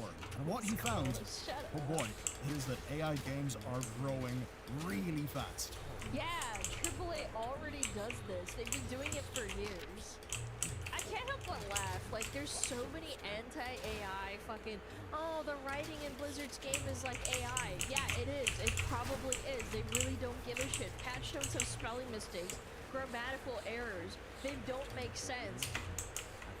But they've been doing it for years. They admitted to it, saying that they use AI to help with stylistic art choices, making it consistent, which actually is consistent with how generic Warcraft art has become. Yeah, like, they've been doing it for years, and people still that cry about it on Twitter, I always see them like being like, oh my god, look at my house on World of Warcraft, oh my god, it's so pretty, and then they're like, I fucking hate AI, anybody that uses AI is a piece of shit. I'm like, your favorite video game uses AI all the fucking time. When are you gonna quit the game? Oh wait, oh you don't want to, oh that sucks, ah jeez. Yeah, just it's inconsistent bullshit. A month after disclosures became mandatory, 7% of new game releases had one. But as of today, 1 in 3 game releases has a disclosure. And if you extend that trend, I'm not surprised. you get Arrow's 50% by 2020. Now remember, disclosure is only needed for player-facing generated work. And that would mean, in the case of, say, the prototypes I showed you earlier, that those would count. So anything that, like, the player can see, so vibe coding is fine? Wouldn't count for their code. It would be for the other things. The But going back to the numbers, background, what we see is clear growth. And in fact, AI games have accounted for, wait for this, all growth in Steam since 2024. That means by volume of new games. Probably are aware that volume of new games in the platform may not correlate to, say, where people are actually spending their money. First, let's work out who the hell's making these things. New devs who aren't making games with AI have kept to around 950 games a month since disclosure started. But AI disclosed games from first-timers have actually risen from 140 a month to 440. They're the ones that are actually increasing, and those devs are actually way more likely to keep shipping. 22% ship a second game versus only 14% of non- But does quality quantity equals quality? I don't know. I don't think so. And there's 3 times. Let me look at fucking COD. COD has so many assets that are AI, and it's garbage still. It just depends. I'm of the opinion, if you release a good product, people truly don't give a shit the origin of it. They really don't. There's gonna be a small minority that's gonna be like, AI slop doesn't matter if it's vibe coded or if it's generated art. Okay, I get it, but like, you're still probably gonna play the game. You are a fucking consumer. I would be hard pressed to believe that there are a lot of people that do this. I think there's a minority, but yeah, overall people do not care because it's probably gonna be a good product. Probably. Usually slop. More likely to ship fine I think it'll games. get better, Now, though. for the most That's part, the the games scary part. themselves are small-scale affairs, and so are the people behind them. It looks like people kind of bootstrapped with their LLM subscription, not publisher funding. 85% are actually self-published. That's because many publishers don't want to get involved. And by many, I also think that this raises kind of like a bigger question for the marketplace of video games. When production costs approach zero, does that make it better for like a game dev to be able to budget like other things that they can make a game better with? Like investing more time into like making a game good? I don't know. Again, it depends on the person. Expedition 33 got a lot of fucking shit for having AI used very briefly in like the art or something. And Baldur's Gate 3 was like, oh yeah, we use it for concept, and people freaked the fuck out. And I'm just like, if it makes the game good and it's not sloppa, like the shit on a plate, nobody gives a fuck. Why should they? Well, I mean 80%. 80% of publishers on Steam have never had disclosure, and of the 20% who have, 89% of those have only got one. And it does all make sense, right? It almost feels like the Unity asset flip days are in the back, as these terrible games And the terrible games are gonna flop, and the good ones are gonna live. out the store, but it's actually not quite that simple. Carol looked at reviews for every game and got more than 10 reviews. Now, most AI games review worse than the non-AI games. It's not that much worse. On average, the AI games sit at 77% positive, whereas everywhere else, it's 81%. Now, broadly, there's a 4 to 6 point review penalty right up until games pass 80% positive. Above that, Wait, that's actually funny. That's the human psychology at work right there. You reach a certain threshold and people are more lenient. It's like, oh well, how bad could it be if it's got a really positive rating, even though it uses AI? Yeah, I think players more and more every year, and I know this is gonna be like a lot of people are gonna do this, especially considering because I don't like I'm a VTuber. And people are like, oh, are you AI positive or AI negative? I'm ambivalent because I know it's inevitable.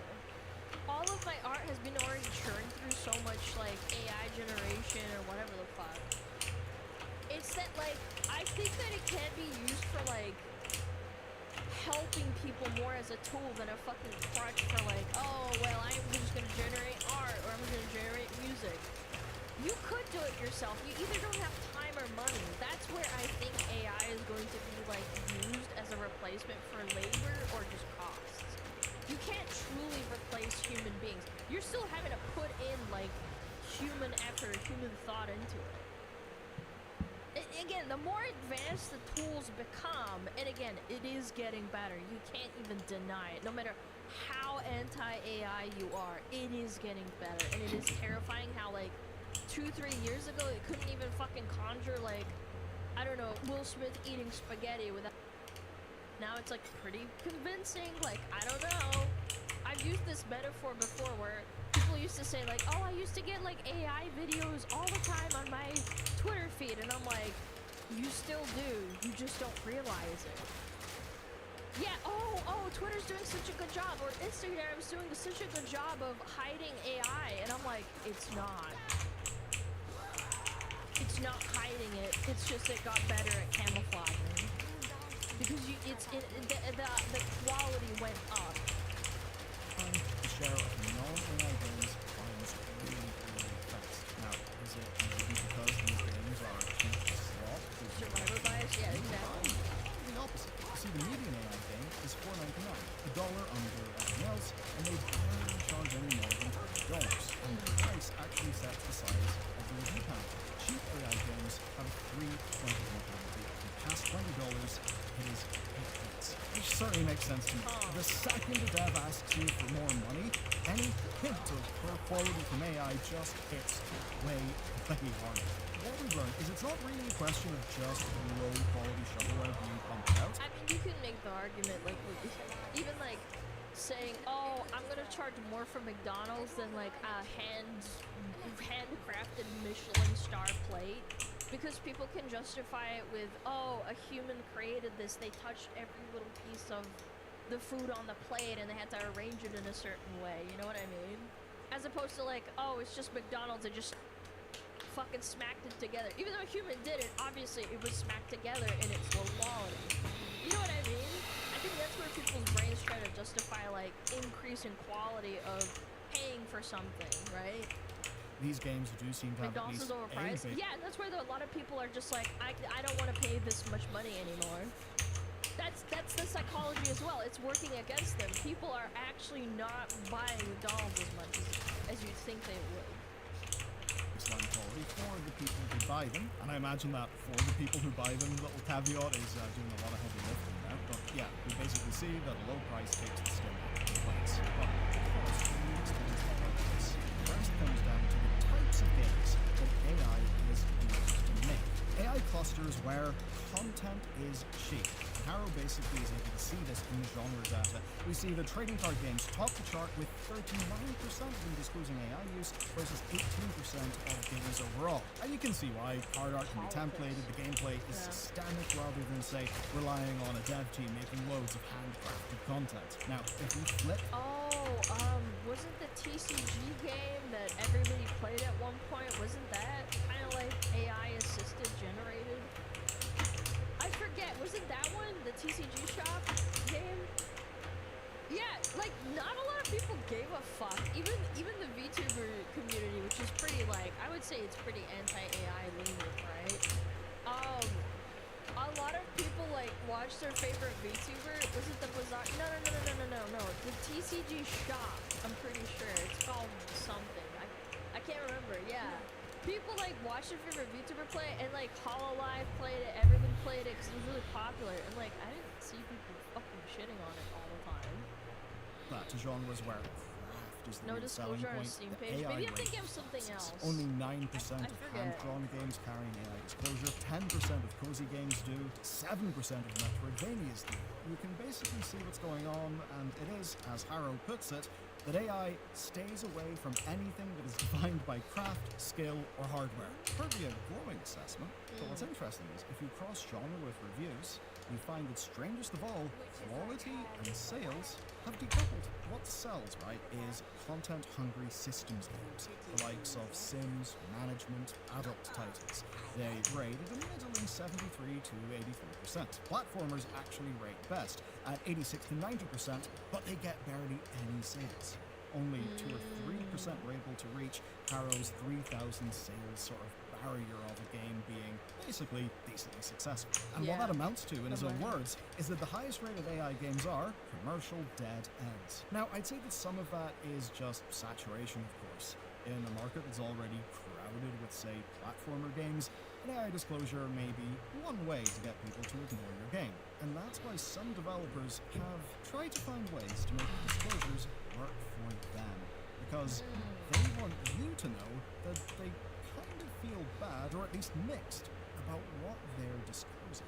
You see, when Harrow reviewed successful AI games versus flopped AI games, there was at least one clear fact. Of those who succeeded in spite of the disclosure, 59% used what he calls minimizing language. So that's words like assist.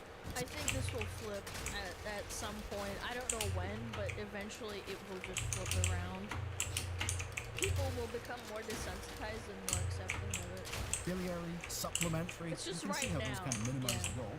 Although I would say that like those words can be used honestly as well, rather than just the tactic to minimize. And I think the point there is people can basically understand, right, if that's like a helper, but you know, by and large you have actually let me know the thing, I think it's pretty obvious that at least some people will be more sympathetic to that. So that covers 59%. I don't understand what's the point of using AR in your art example. It was the most human thing to do. Some people would argue if you're like really poor or you have no money, say art books and stuff. For example, you can't get a stock photo of the exact pose that you want. So you'd ask AI to assist you in generating something that could inspire you or to look at poses that are similar to what you're asking for. Yeah, see, it's like, oh, she's laying on the bed and she's got her legs up or something, and you're trying to like learn, right? It costs almost zero to learn art. You're literally misunderstanding what I'm saying. When I was a little kid, for example, I couldn't find good stock photos to like Photoshop because everything was like behind a fucking paywall, right? It was too low quality or something like that. Say you're in the same position but you're an adult and you're really poor. You want to make an asset for your website, you can't afford it, so you're using like your knowledge to code and like make a website, but you can't afford the art. So like I think that AI was either gonna reduce the cost or the accessibility of reaching that point. Like the barrier for entry is going to get reduced. That's what I'm arguing. But 21% explicitly stated that a human reviewed the outputs in some way. You bloody well hope so. Yeah, like again with the vibe coding, it's like, oh well, I don't know how to code, but like I could learn. It's like, yeah, well it takes a lot of time. That's the argument. That's what people use generally. Even if you're like, oh, I just fucking hate AI. okay, that's fine. But rather oddly, he found that some use the Right. disclosure to deny using you're right. AI. If that sounds familiar, well, that's the crime scene cleaner play. But if you compare the winners to the flops, it actually gets way more interesting because only 41% of the flops used minimizing language, and only 12% overtly stated human. They're probably just making money, or at least seeing what they could do. One thing we clear to see from this is that when the disclosure meets the audience's skepticism and worry, then it does seem to work out better for the devs. Obviously, the devs know you want a reason to play the game, and if it feels like the devs understand your concern, then yeah, the game probably will sell better. But sell better is perhaps a little bit misleading. And that's because, like everything else in Steam, most of these games just do not sell basically at all. Across all 53,000 games in the census, AI or not, the top Is one... a hit lottery, not a volume story. Yeah, what a surprise. When you're trading out a lot of content, some of them will hit, obviously. 1% took 94% of the revenue. And if you look at it by quarter, right, you find that the top two AI flag games are taking between 45 to 79% of all AI game revenue. That's games like, say, Arc Raiders or Crimson Desert coming in there being big, hyper-marketed AAA games that are, for their audiences, absolutely fantastic. So they're carrying the average up for the AI games. And if you strip those out, you see that the AI sales share has grown from 3 to 6% for a quarter to now between 10 and 27%. But that's actually well under AI's share of the launches, which is 33%. So we see the launches are growing faster than revenue per launch. And to try and benchmark this a bit more properly, Haro set a bar of around 3,000 sales, and he compared games that released in the same month. And when he did that, he found that AI games clear that threshold at 55% the rate of everyone else. And thus far, that rate has stayed flat whilst volume has increased. So in short, the hit rate hasn't got better, and all the revenue growth is basically coming from there being more games, not really better games that on average are selling way more. Yeah, that's why there's an oversaturation in Google Images and Pinterest and all the other, websites where you aggregate images, why there's so much AI art. Doesn't mean that it's good, it's just that there's a lot of it. Continue the grim numbers, well, the median AI It's game with increasing, any reviews earns a rather whopping $300. Now for the whole platform, according to Gamealytic, the median is $707. That's way worse. And we see that 28% of AI games never even get a review, compared to just over 10% of Steam games overall. So what that basically means is, it's super hard to get your game noticed, and it's even harder if it has an AI disclosure. Would seem. And so, if a dev builds their game like full, Gen AI build, they're probably not recouping the costs of their LLM subscription. Nah, but yeah, while that's they're probably true. worse It's off than pretty non-AI expensive devs, still. The actual dynamic that we see of Steam being quite winner takes all, well, that does hold true for everyone. I hope that there's some level of inspiration where people see that their game that they used with AI generated assets, be it coding or whatever, maybe they find out that it flops, but then they actually want to make something good and they get interested in it. That's where I think we should be thinking as human beings, rather than being super against AI, is that we should be able to get ideas, with concept art from Baldur's Gate, or it was Baldur's Gate. Larian Studios did that. They replaced it too with with Expedition 33, they used it, but then they just immediately replaced it. People still got mad at them. You react all day, we already know you don't think. Okay, man, hop on DBD, bro. You play DBD all day, I don't want to hear it. You can make gold with AI? That's right. You can do anything if you put your mind to it. You still have to You're put taking a lovely effort stroll in, through the some numbers, sort so of effort. let's bring it all home with the full picture. Currently, I just think that with AI specifically for art, people get so viscerally upset because it only takes from what it knows. There's no such thing as create a piece of art that isn't inspired by anybody. And you can say the same thing about humans, but humans, there's an element of creativity where even if you are truly inspired and you love someone's music or art, you do have an element of you put a piece of yourself into it, but AI literally can't do that. Third of new games in Steam disclose use of AI. Almost none of those games sell. and if you rank each month's releases by review count, and you take the top 100, only 9%. Bebek.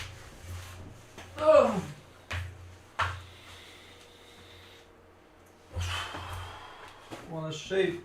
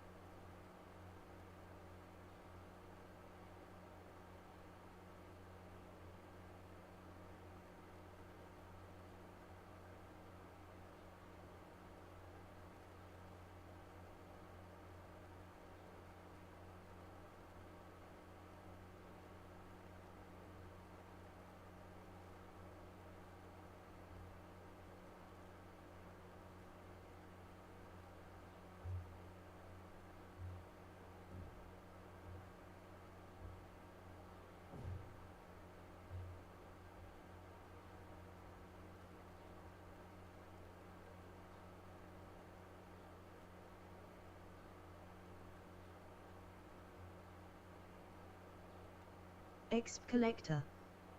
Welcome to my channel.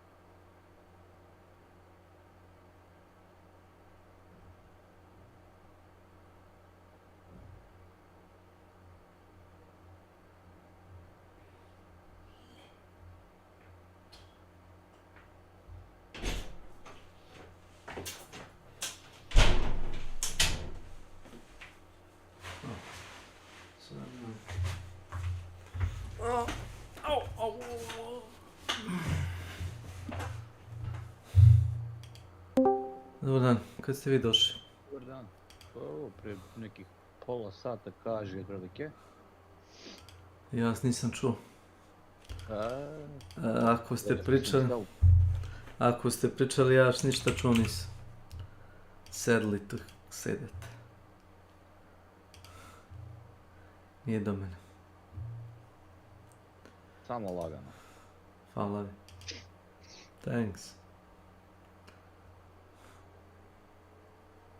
Kako ću ja da prebegnem ovdje, pitanje je sad.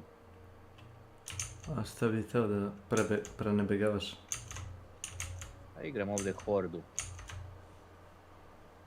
I see.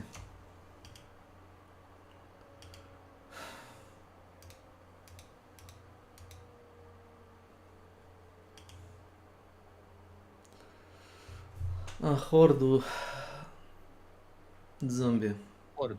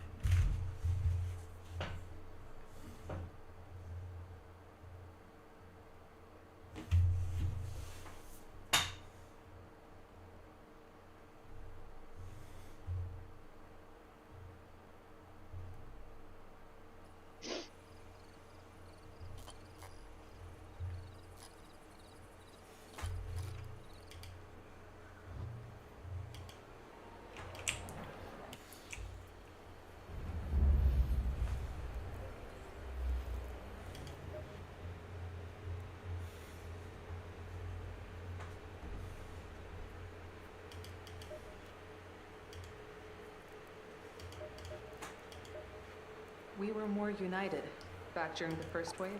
Our solar panels are... Don't forget about Stella.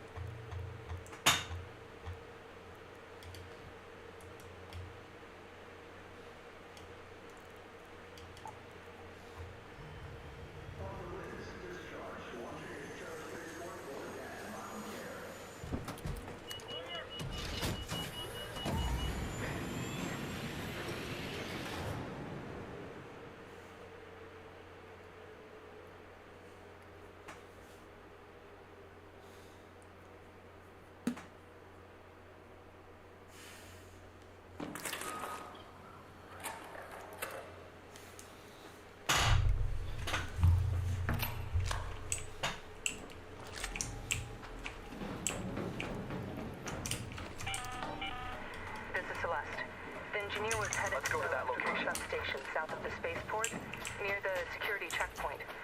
See what you can find.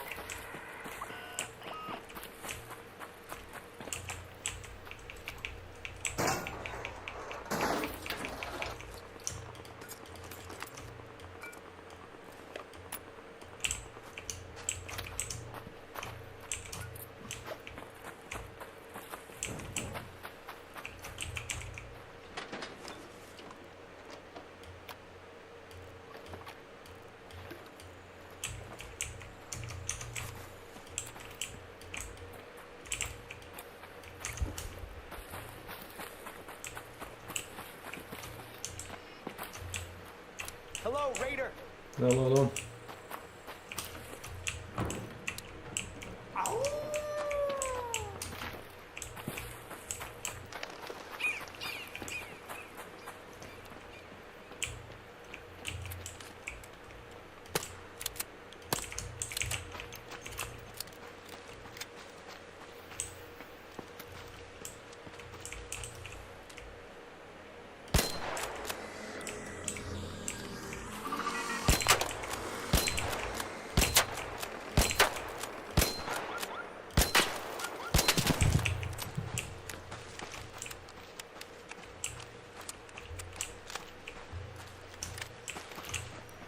Hey, Raider.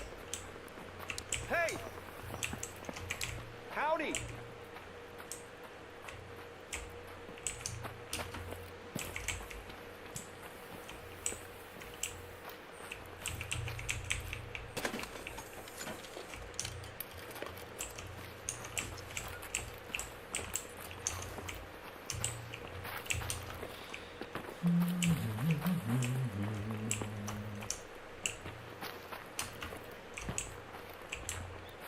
Hey, hello. Howdy.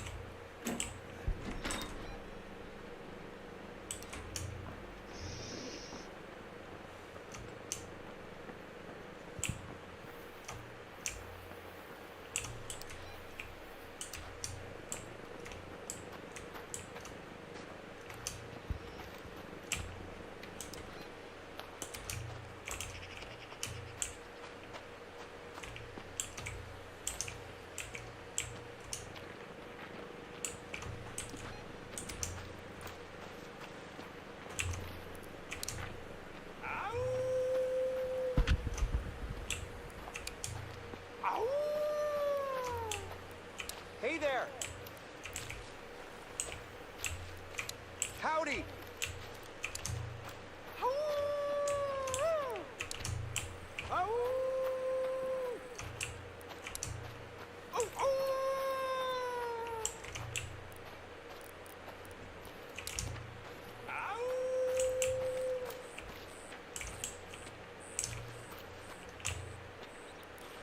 Hey there.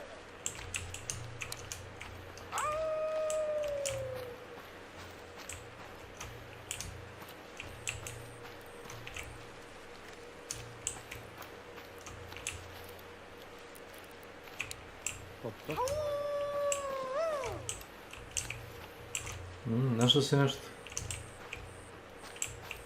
Ja ne mogu vamo da idem.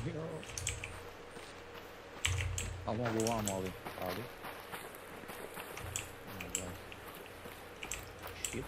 Shit.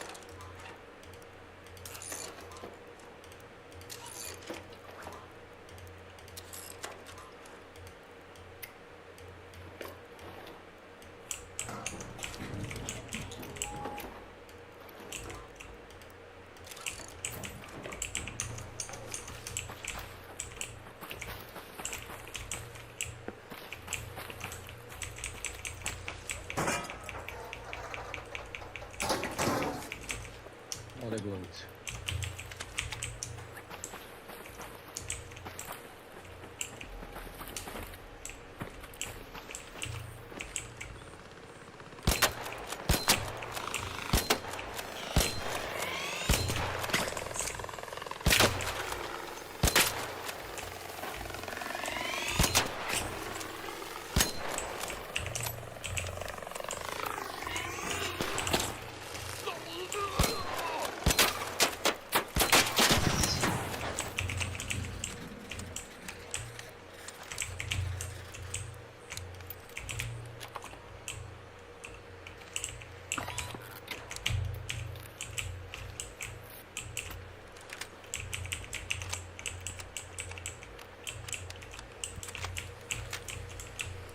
Hey!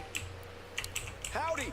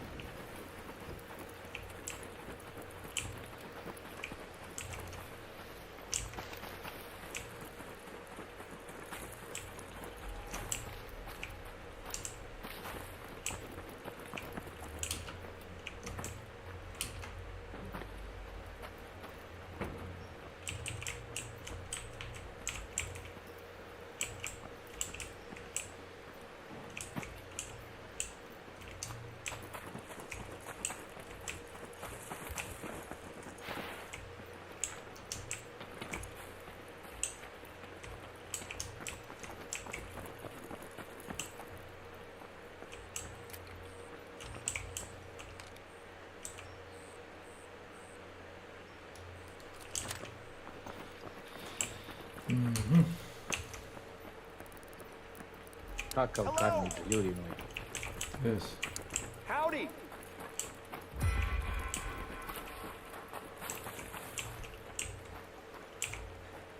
Gre.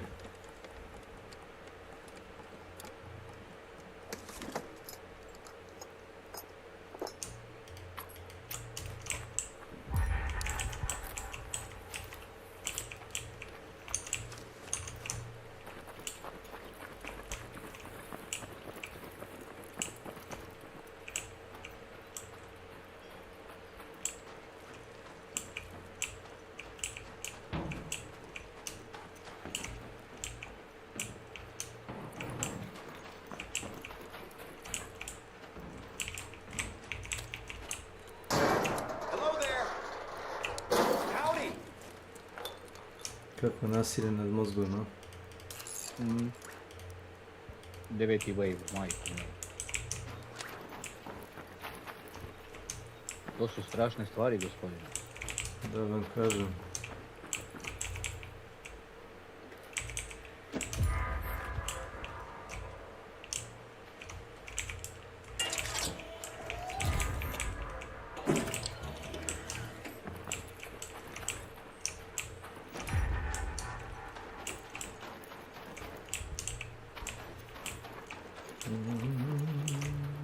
Shadow Demon, what the fuck was that shit? Demoni senke. A, neki novi neprijatelji, ovo prvi put vidim u životu.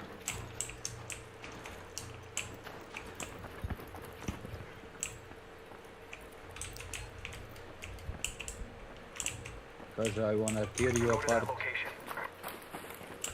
Oh shit. Shit, man.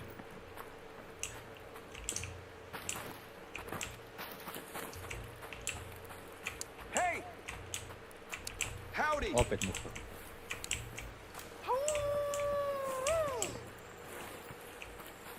Fucking stupid asshole.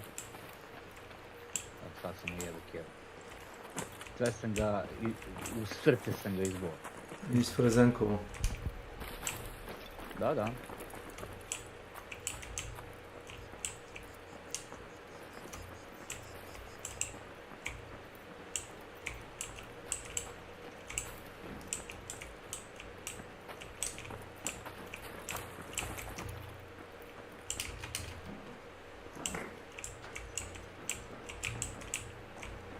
I see.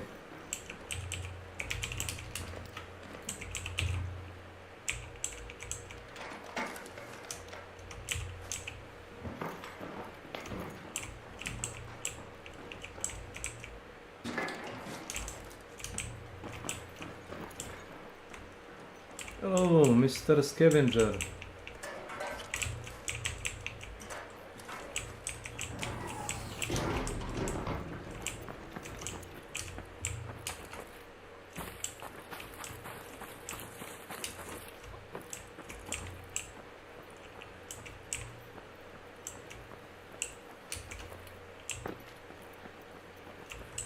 Da vidimo šta kaže supply crate.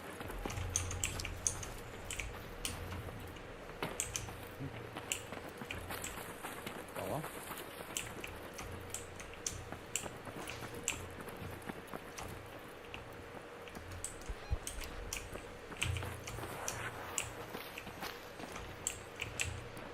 Hello there.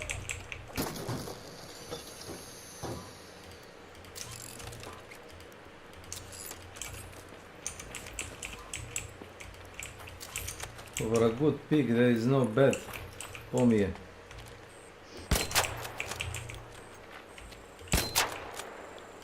How do you say shit?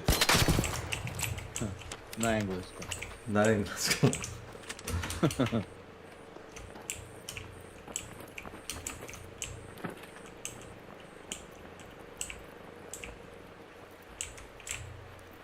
Hey there.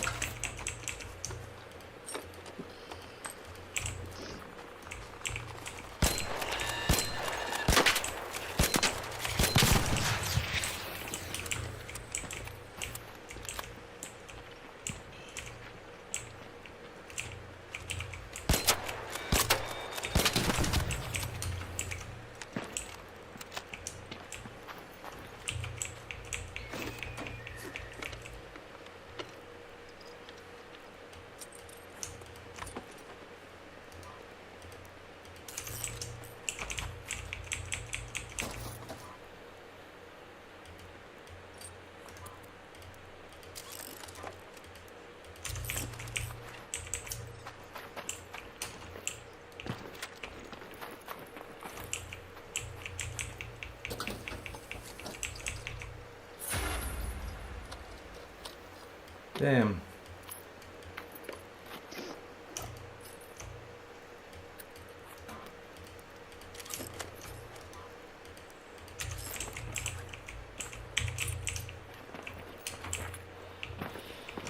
God damn.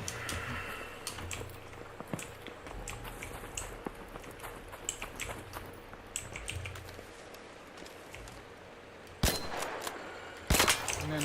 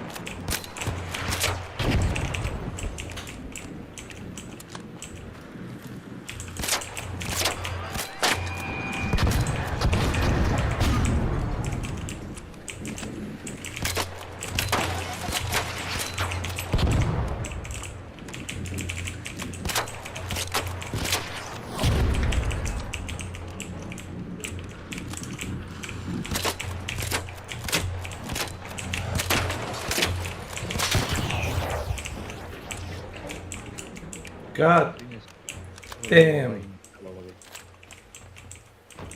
Bio sam raketiran na otvorenom. Trčkara sam oko neke male šupice, znači šupa 3 sa 3 mm.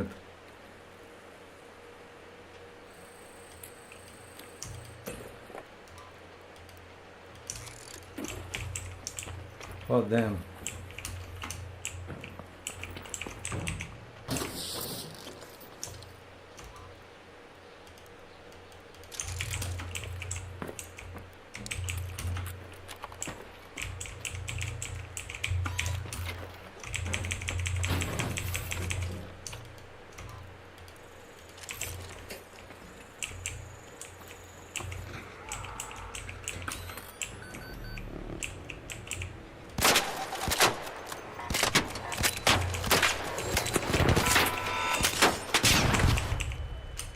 Nice.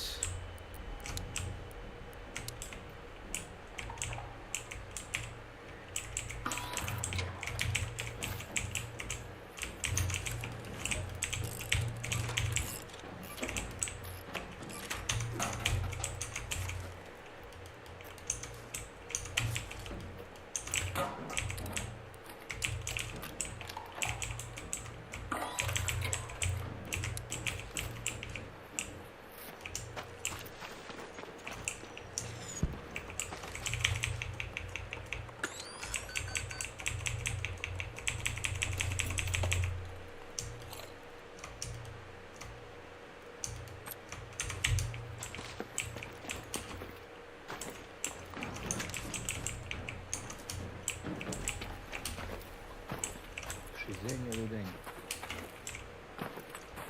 Čekaj. Šta se stalo?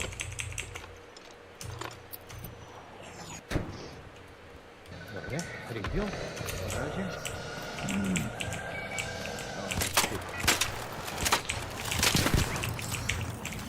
Jedan ključ.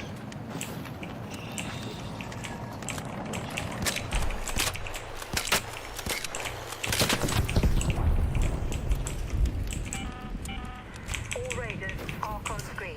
5 minutes left. Go find your way home. I repeat, 5 minutes.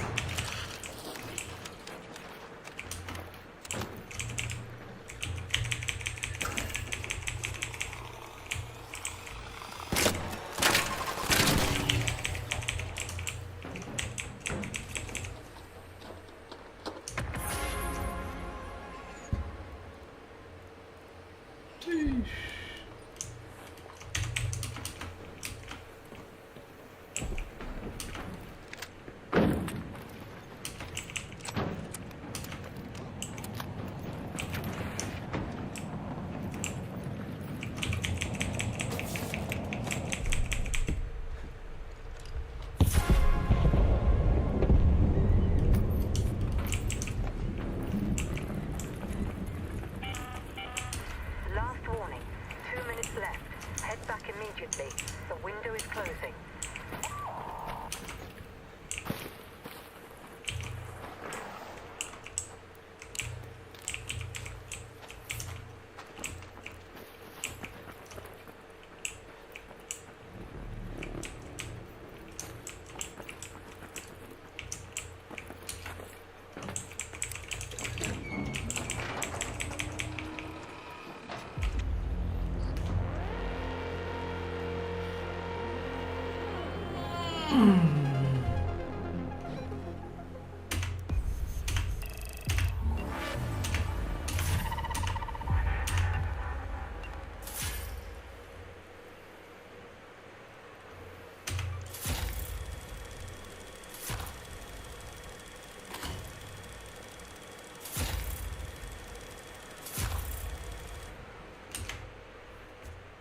Damn. 5-6 kozmetika se uključuje u jednom meču, ne verujem.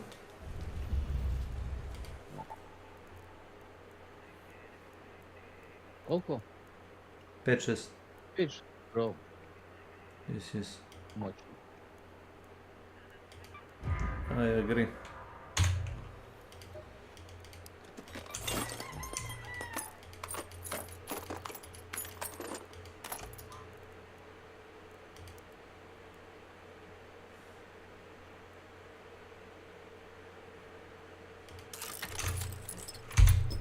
It's easier to make a new gun than repair the old.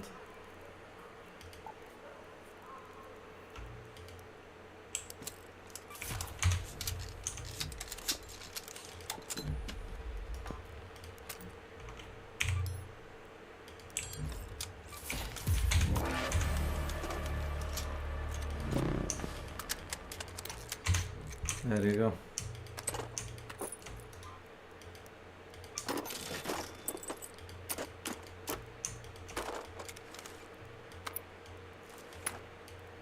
Playdat. Welcome to my channel. Gdje si, Vlado, što ima? Hostage. Cocoide. A dobro. Ćeš da nas prebacimo u generalni kanal, da nas Vlada vidi. U generale. Evo. Evo the. Da. Ovako nekako. Gdje si, Vlada? Rekao da ne tipkaš bez veze. Kako ide? Pa uživam dok mogu za sad, vidim.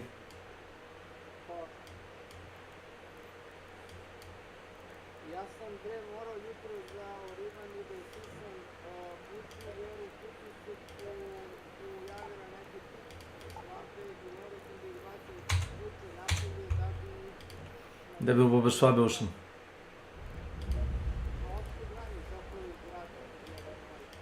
There you are. Good, thank you. That is... Watch your back when you're in the power generation complex. Yeah, I don't want my back. Kako si rekao? To što igra Slavko. Slavko igra Zombie Army. Jeste. Ark Raiders. Jeste, digla se velika pomama oko ove igre, sad su se svi oladili.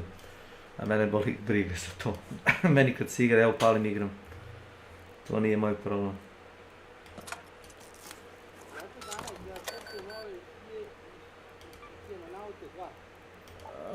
To je na ruska igra, ali tako?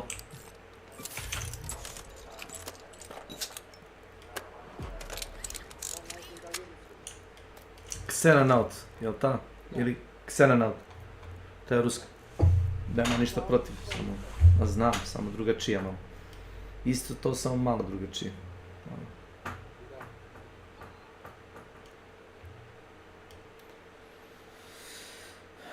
Što je su stavili na sale? Na 50 odstotka košta 10 €. Nije loš.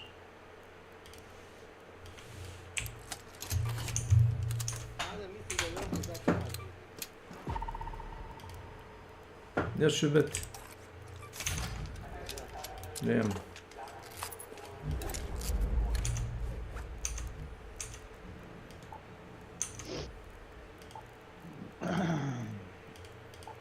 Kako još nije završena ili neke stvari još ne radi kako treba ili... Pa vjerovatno nešto tako. Mislim da je radi mnogo mali tim ljudi da jednostavno ne mogu da... Sve postignuo? Da.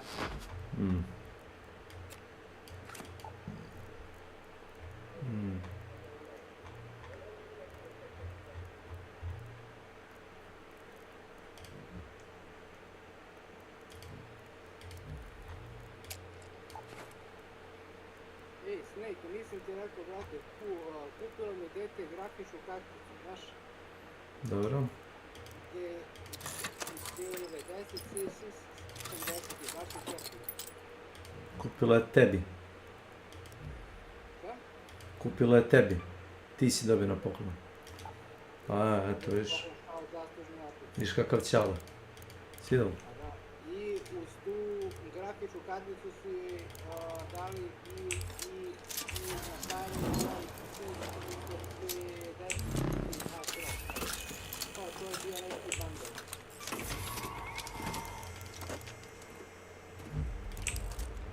Budu mi se vratiti za 2 mjeseca, početi mi karticu po nekom drugu.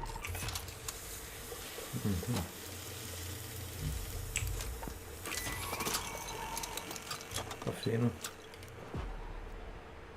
Fino. Dok god si ti zadovoljan s kupovinom, to je najvažnije. Dobro, ti znaš da ja nisam mijenjao grafiku baš. Da, ti nisi zakljavan tip, da kažemo tako. Pa nisi.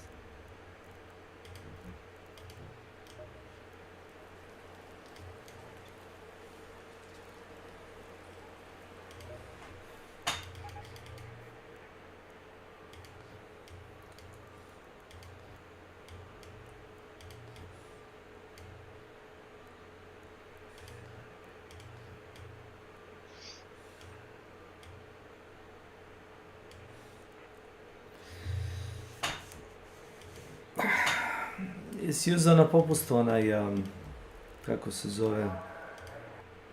ono zove, Coke 3? Nisam, ali sam uzeo zapravo Da.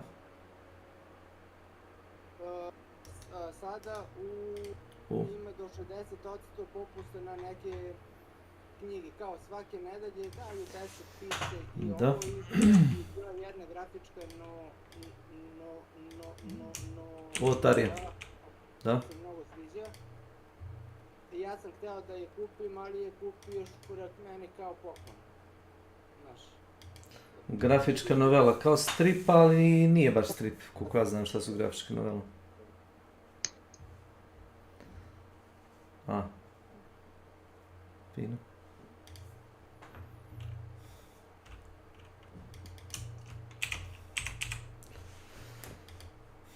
Lako vam, momci, vi danas kulirate. Ja moram da idem da radim posle. Dobro. Mislim, ne moram, ali ono, ne mogu da očekujem da mi Vlada plaća račune ili Slavko. Tako da ono, znaš, radije bi sam sebi plaćao račune, te moram da idem da zaradim. Ništa lepše nego kad u nedelju radiš u drugu smenu. Treće bi bilo bolje. Bilo bi najbolje, ali je. A šta sam hteo da ti kažem, a kako ti je na poslu sad, jer je teško naporno? Na poslu? Da. Šta ja znam? Isto, nije teško. Kad znaš posao, sve je to lagano. Ja sam, kad ono beše prošle nedelje u četvrtak, bio sam manje 2,5 negde sam pukao novac. Ali, brate, nešto me mrzilo da tražim, bio sam smoren oko sunca. Kako te mrzilo tražiš? Pa lepo, mi imamo sistem nadzora da gledaš ono, to iziskuje ono 2-3 sata rada i mene mrzilo i rekao sam, ma jebe sve. To ti kao ekstra cash bio, šta? Ne, ja sam bio manji. Bio sam na blagajni manji, znaš. I ništa, ja ti rekao da kažem, pošto me pitao kao ječe da tražiš i ovo, ja kažem, ne, znaš, kažem da ti iskreno, kažem, ja kažem, baš me mrzi, znaš. I onda njom kaže, kaže, dobro, kaže, nema frke, ja ću ti dam neke preporuke. Vremene, sate, pa si dobro, ja kažem, baš ti hvala. I dobio si gratis prekovremene sate. Da. Wow. Damn. A dobro, znaš šta, mi u firmi smo prilično smo jedni za druge, bar taj naš muški deo, znaš. Mi se držimo, jer ti sa ženama da napraviš takav neki posao, to nema šanse da te razumiješ. Žene nisu za rukovodeća mesta niti. Naravno. Niti one znaju da peglaju, niti bilo šta.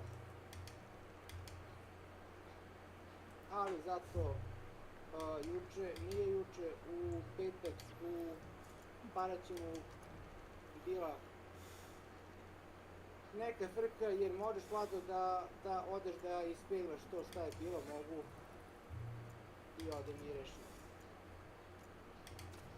Moraš da imaš i obraz malo, ne samo ja pa ja, razumiješ? Ja pa je, jest.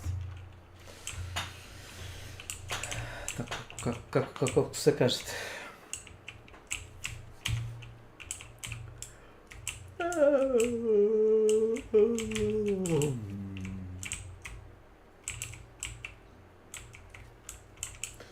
Sam gledao zadnji put film sa Vladom, onaj, kako se zove, Platforma. Aha. Pa kad sam te ja pitao što ovo na engleskom, jer mi je bilo očigledno da otvari usta na playback, dorađena sinhronizacija, oni uradili španski. Španski, zato što mnogo dramatičnije zvuči na španskom, puno više emocija. Ja sam gledao na španskom. Pa gledao sam ja, Vlad. Kad sam provalio da na engleskom je ono u suštini kao dubovano. Glas preko. Znaš, Snake, kako stoje stvari? Da. Više nisam onaj stari. Na engleskom imaš, brate, mnogo dobre stripove i tako neke stvari, znaš. Ali engleska nacija je jako glupa, nisu, mislim, ne na englesku naciju, nego na ljude koji pričaju samo engleski jezik. Mi, jebi ga, ti moraš da se snađeš i ti si, mi engleski znamo, ja ne znam španski, ali više volim da gledam film na španskom nego na engleskom. To mi je ovako više logično. O.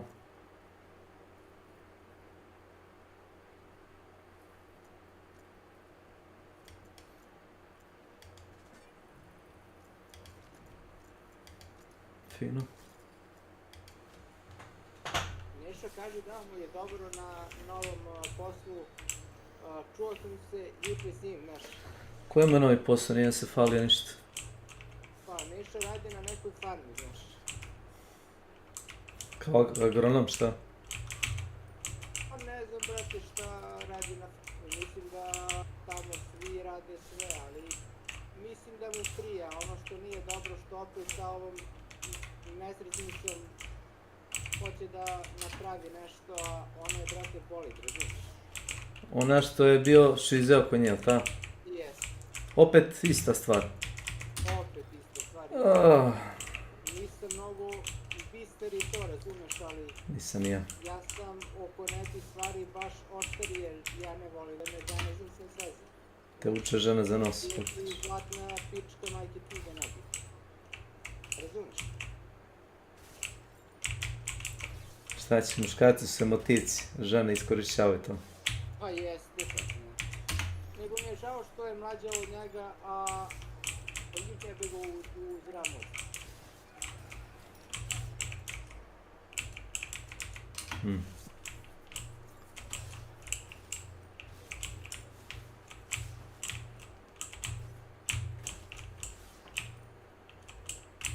Jesi ti pričao šta se desilo meni pre nekih nedelju dana?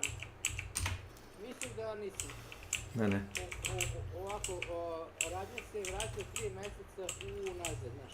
Ima li veže sa ženama i sa psima, nema? Pa sa ženama da, a sa psima ne. Dobro. I vidim ja ja da devojčica mi jedna jer mi tako ovala da me malo gledam, ja mislim da je to od mog deteta neka drugarica, znaš. Rekao sam ti da ne ideš na mesta da idu mladi. Počet će takve stvari da se rešavaju češće. Aj, izvoli, Vlada, dalje. Ma bre, vratio sam se s posla. Znam, ali ja ti kažem. Dobro, i? I ovo ništa, javim se lepo, dobar dan, i rešim ja da pošetam mog psa i ona proći autom i zaustavi auto, spusti tako, kaže dobar dan, komšija.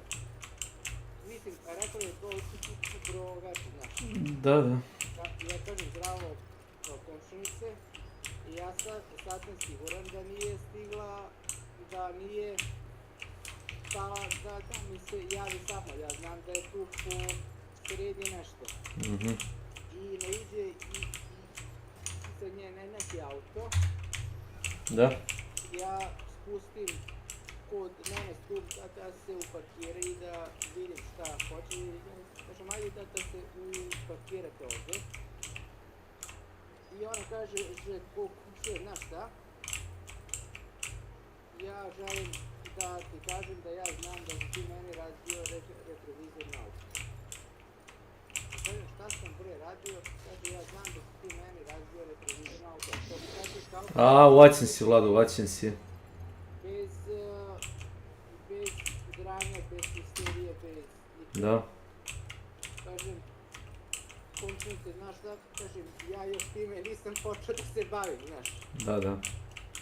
Kao mene, ja znam, kaže, ja sam vozila dete kod Caren, nisam imao gdje da se uparkiram, ja sam stala tu kod vas i vi ste mi razbili retrovizor od auta.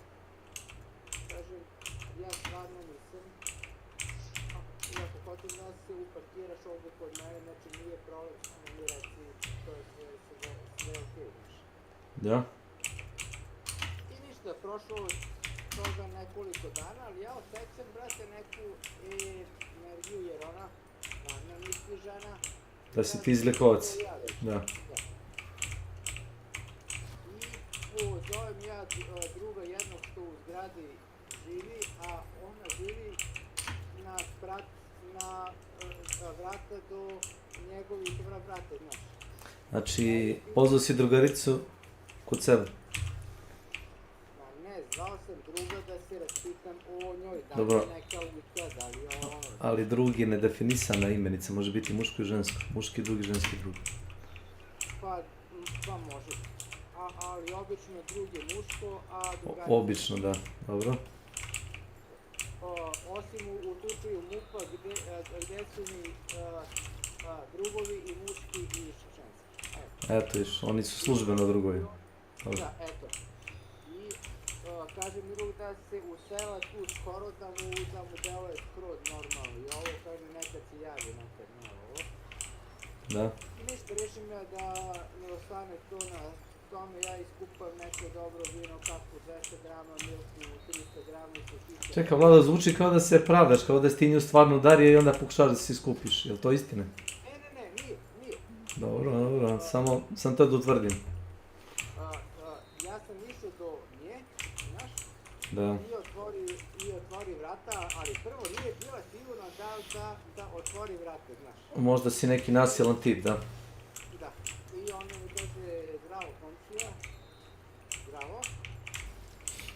I onda mi kaže, ona je si došla zbog retrovizora i onda ja kažem, pa i nisam baš. Mi nismo započeli lepo, ja sam komšija Vlada, znaš gdje živim, nekad je dobar komšija, nego vratite, ja sam da se upoznamo malo i ovdje, ono dan je te tokom i ovo i mislim da sam sada put. Mislim, nisam htjela da me žena gleda zbog nekih stvari zbog kojih nisam kriv, znaš. Ja jesam kriv za 1000 stvari, ali koje nisam počeo da radim. A šta sam... Ne, meni jasno, je ona prema dokazima utvrdila da si ti ili te videla svojim očima da to uradiš? Pa ni jedno, ni... Znači, znaš što je bilo, kako kažu to ono sudski, indicira da si ti taj, jer si ti bio najbliži, nije bio niko, To je indikacija. Znači, nije te niko video, ali kao nema ko bez ti. To nije nikakav dokaz i ne znači ništa. Može biti bilo ko. Ja sam krenuo da se raspitujem malo, zato što su ljudi počeli da me gledaju ovako malo, znaš. Da. A to je zato, brate, što? Rekao mi je Ranković, ja sam vidio, brate, sad zadnja 3 meseca, njima neko non stop diže i čupa im retrovizore, znaš. I ja baš pričam sa nekim drugima mojim, kažem, to je moja kuća, ispred moje su kuće. Ako meni to ne smeta, što ljudi plaćaju parking i sve i to, zašto bi smetalo? Neko nije to da se parkira ispred tvoje kuće, pa kao ti si ono zlikovac, pa si mu raščupao retrovizor. To nema logike. Što bi ja to radio?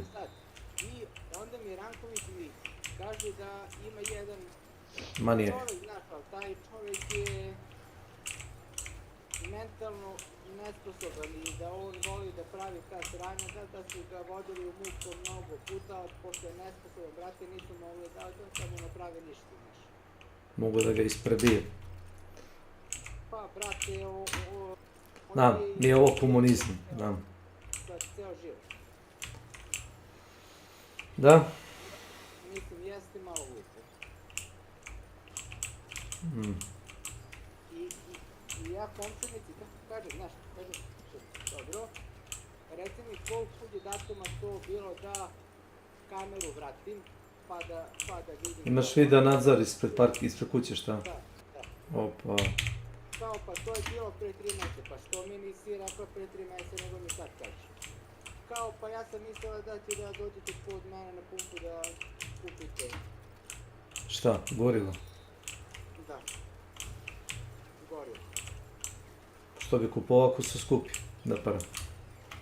Pa ja obično kupujem kod nje, ali ja kupujem kod nje, znaš kad idem posebno za Kipriju, za Rekova, za tako nešto. Ali ja auto jako retko vozim zato što mi je posao blizu. Dobro. I zato što ne volim da kola vozim. Više volim da me neko vozi. Slažem se u potpunosti. Dok god ima novca da plaćam gorivo, radi ću da me drugi voze.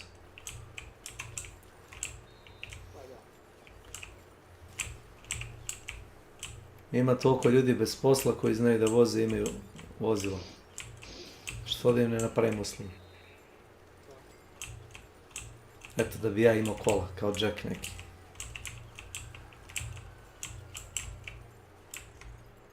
Moja supruga mnogo voli kola. Žene vole kola. Ja ne volim auto ko recimo volim neki hi-fi i deo PC ili tako nešto.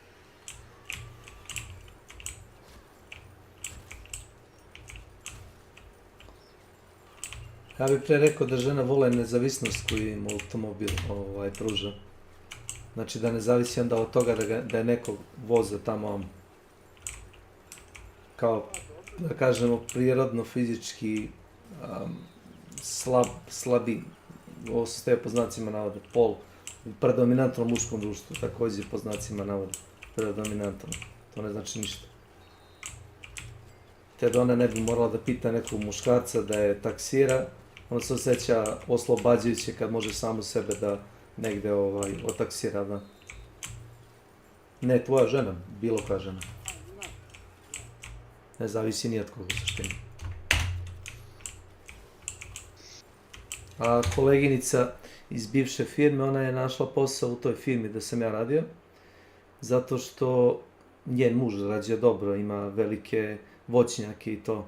Međutim, njen muž je sportista i on ne preferira cigarete. Te smatra da je taj trošak za cigarete totalno neosnovan i bez veze i samim tim je zakida. Ako ona želi da kupi svaki dan recimo 1 kutiju cigareta, on je zakida za to. Te ona da ne bi moljakala ga i na prevarom uzimala pare za to, Našla je posao, iako nije morala da radi. I radila je u toj firmi da sam ja radio, boga mi, dobrih 5-6 godina. Kažem ti, samo iz inata, zato što, jeli, želi da bude koliko toliko finansijski za minimalnu platu, da bude finansijski nezavistan, da može sebi da kupi nešto bez da njega moljaka za to. On je dobro situiran, iz dobre porodice, velike voćnjake, dobro zarađuje, znaš. Cigarete, nisu cigarete presudile, ali to je ono jedna stvar koju ona uzme za sebe, na primjer, ajmo tako da kažemo, koju vjerojatno njen suprug smatra da nije neophodno. Znaš, to su sitne stvari, kao što sam rekao, koje ono, ljude nerviraju. U ovom slučaju ljude žene.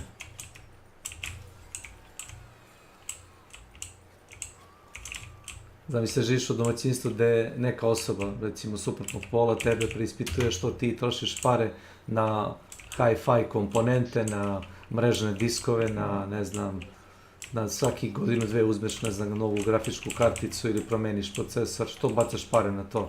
Sad ti treba njega da objašnjavaš da je to tvoj hobi, pasija, da nemaš dugih poruka tipa alkohol, droga, ne znam, kurvanje, da oprostite, moram tako da se loše odrazim, ali tako je. Da ti je to moj jedini porok iz mladosti, kako ne kaže.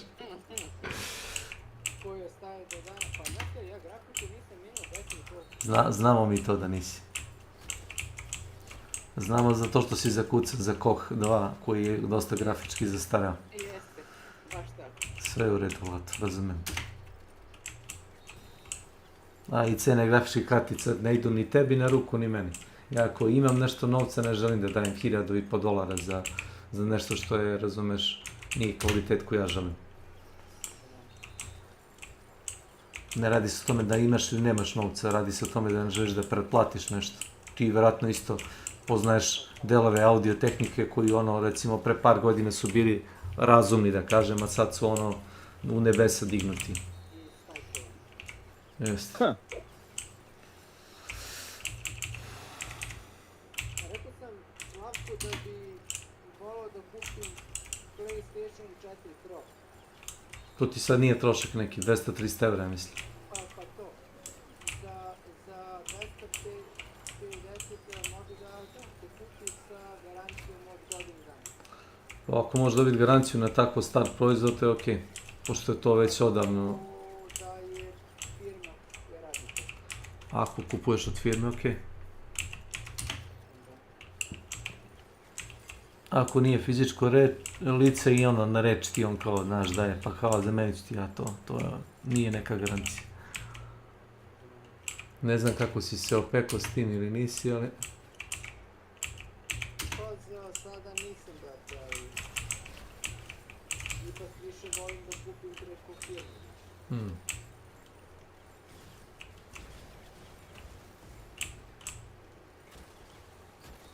Ja ne znam da li znaš, ali mašine za veš, mašine za sušenje veša, koje se to nosim inostranstve koje se repariraju kod nas na nisi isto, što daje garancije od 8 dana.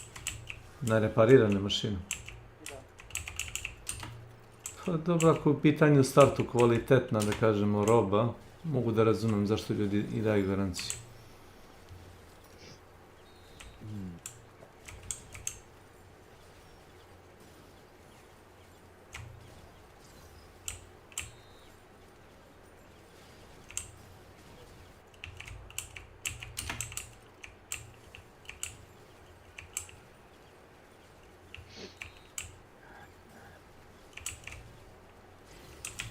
Fuck.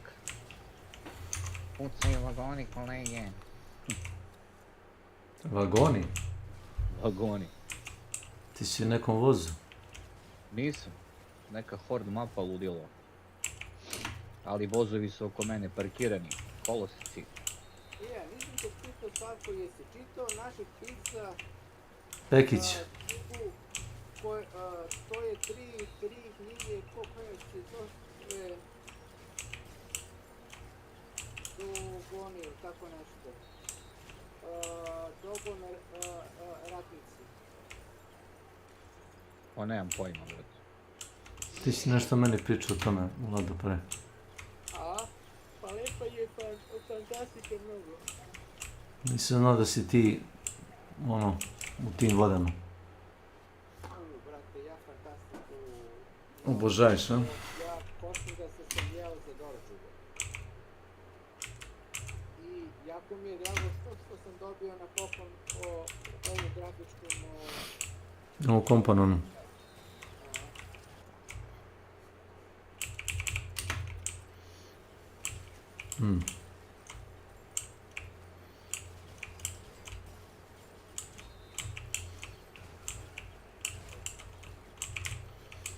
Šta gledaj, ja ne volim da gledam, recimo, film gde su neke realne stvari. Ja realne stvari, brate, gledam... Čim upališ televizor, čim izađeš preko vrata. Ma čim sednem za šalter, A. ja sam odjavio sam kablovku, znaš. A, nećeš da se truješ, a? Da, i onda više volim da gledam te fantastike, te horor, te ono. A, da.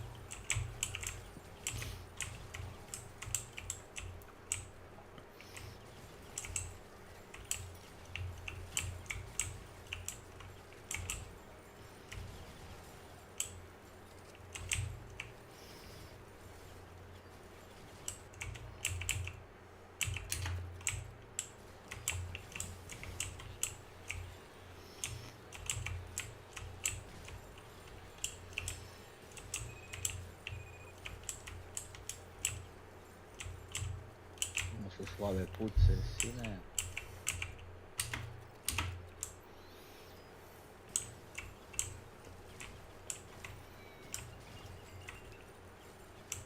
Kako misliš slave? A ove na hordama nisu, ne dobijam upgrade-ove. Onako kako sam ih ja slagao. Misliš kad si igrao solo, šta? Ne, kad sam igrao i co-op, imam one svoje, jel te... Ali šta ti to onda ostaje snimljeno, ništa? Između dva meča, šta? Ma, ostaje bre sve. Pa da, ali kako sad nemaš, šta u startu nemaš, a kasnije možda ih uzmeš, šta? Horda, igram Hord i onda kad uzmeš... To je za 7 game mod, šta? Pa da. A onda dobro, razumijem. Zbog balansa je tako urađeno.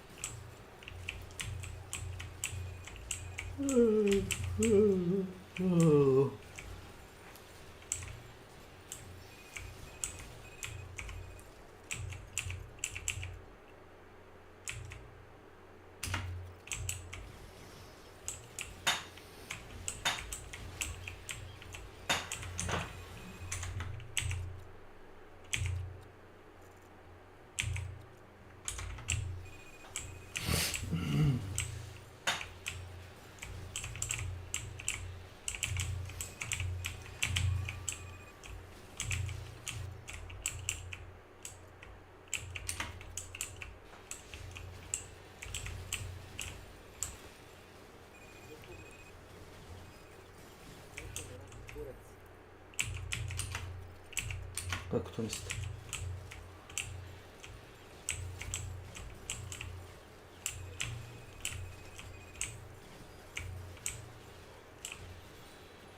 Jesi probao onaj RTS, onu strategiju, Their Billions, tako se zove.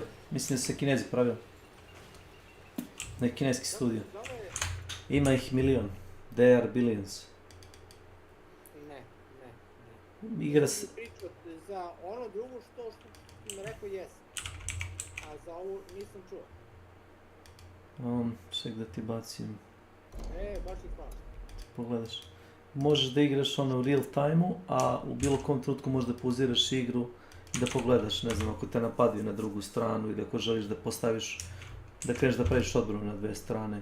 Moraš da radiš mikromanagement baze i jedinica i moraš da gledaš stalno mapu da kad dolaze da te ne pregaze. Da, imaš više nivoa težine, imaš ono easy, normal, insane. Na tom nemogući nivo težine ja nisam ni probao da igram. Dovoljno izazov mi je ovako. Ima kampanju, kampanja je dugačka i onako objašnjavati šta koji karakter radi. Imaš 3, da kažemo, heroja koji ono vode tvoju vojsku.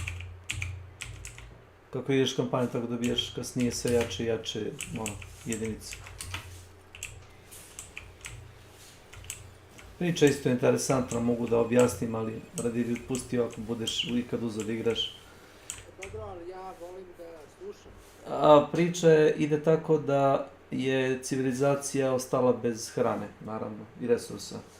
I da su se okrenuli ka alternativnom izvoru hrane ili ti zbog velike gladi i toga. Počeli su da skupljaju leševe, jel da? I da ih šalju u fabrike za... Da, dobro si. Usula sam na supu, a već i za pola sata pitam jabu kako budeš. Nešto kao se... Dozi. Ne, kako se zove ono... Green, da, upravo se, nije keks, nego kako neki zovu.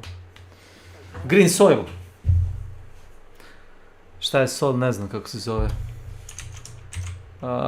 Kad kao ljudi su hrana, to je kao u suštini. To ti je čitava premisa te igre u suštini. Zato što je neko sjebo stvar i u suštini kao ono bolest ludih krava.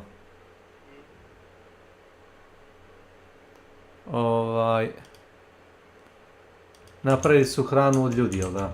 Na početku je sve bilo okej, kao bile hrane za sve ostale koji su preživjeli tu glad.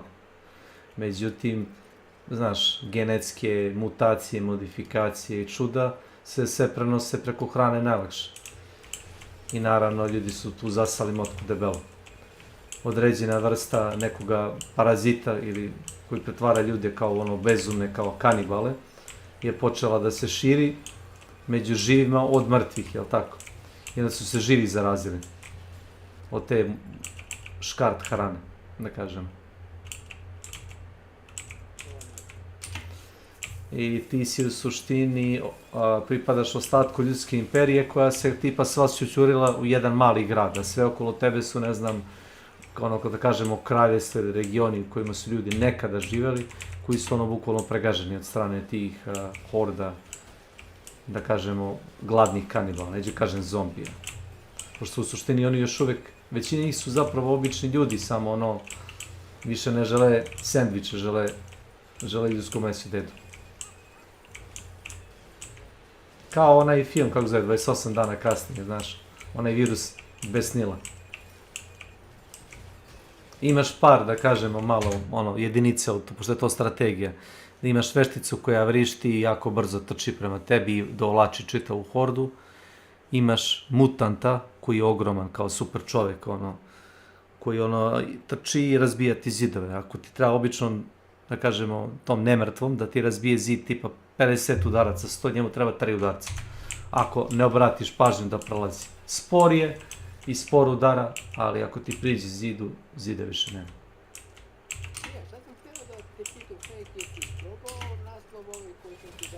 Iron Harvest.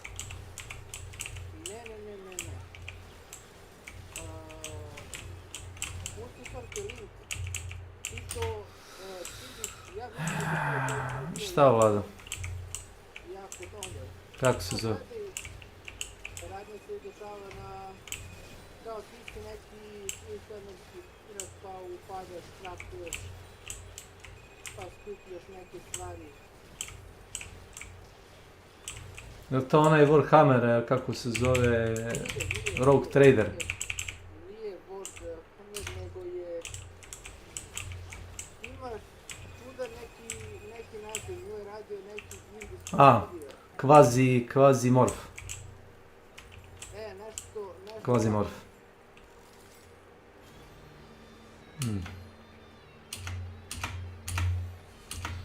Ne znam, razmislit ću. To mi treba vreme. Treba mi slobodno vremena da se to odigram. A htio sam da te pitam da mi javiš pre nego što streamaš, baš bi volao da gledam jer mi deluje moćan.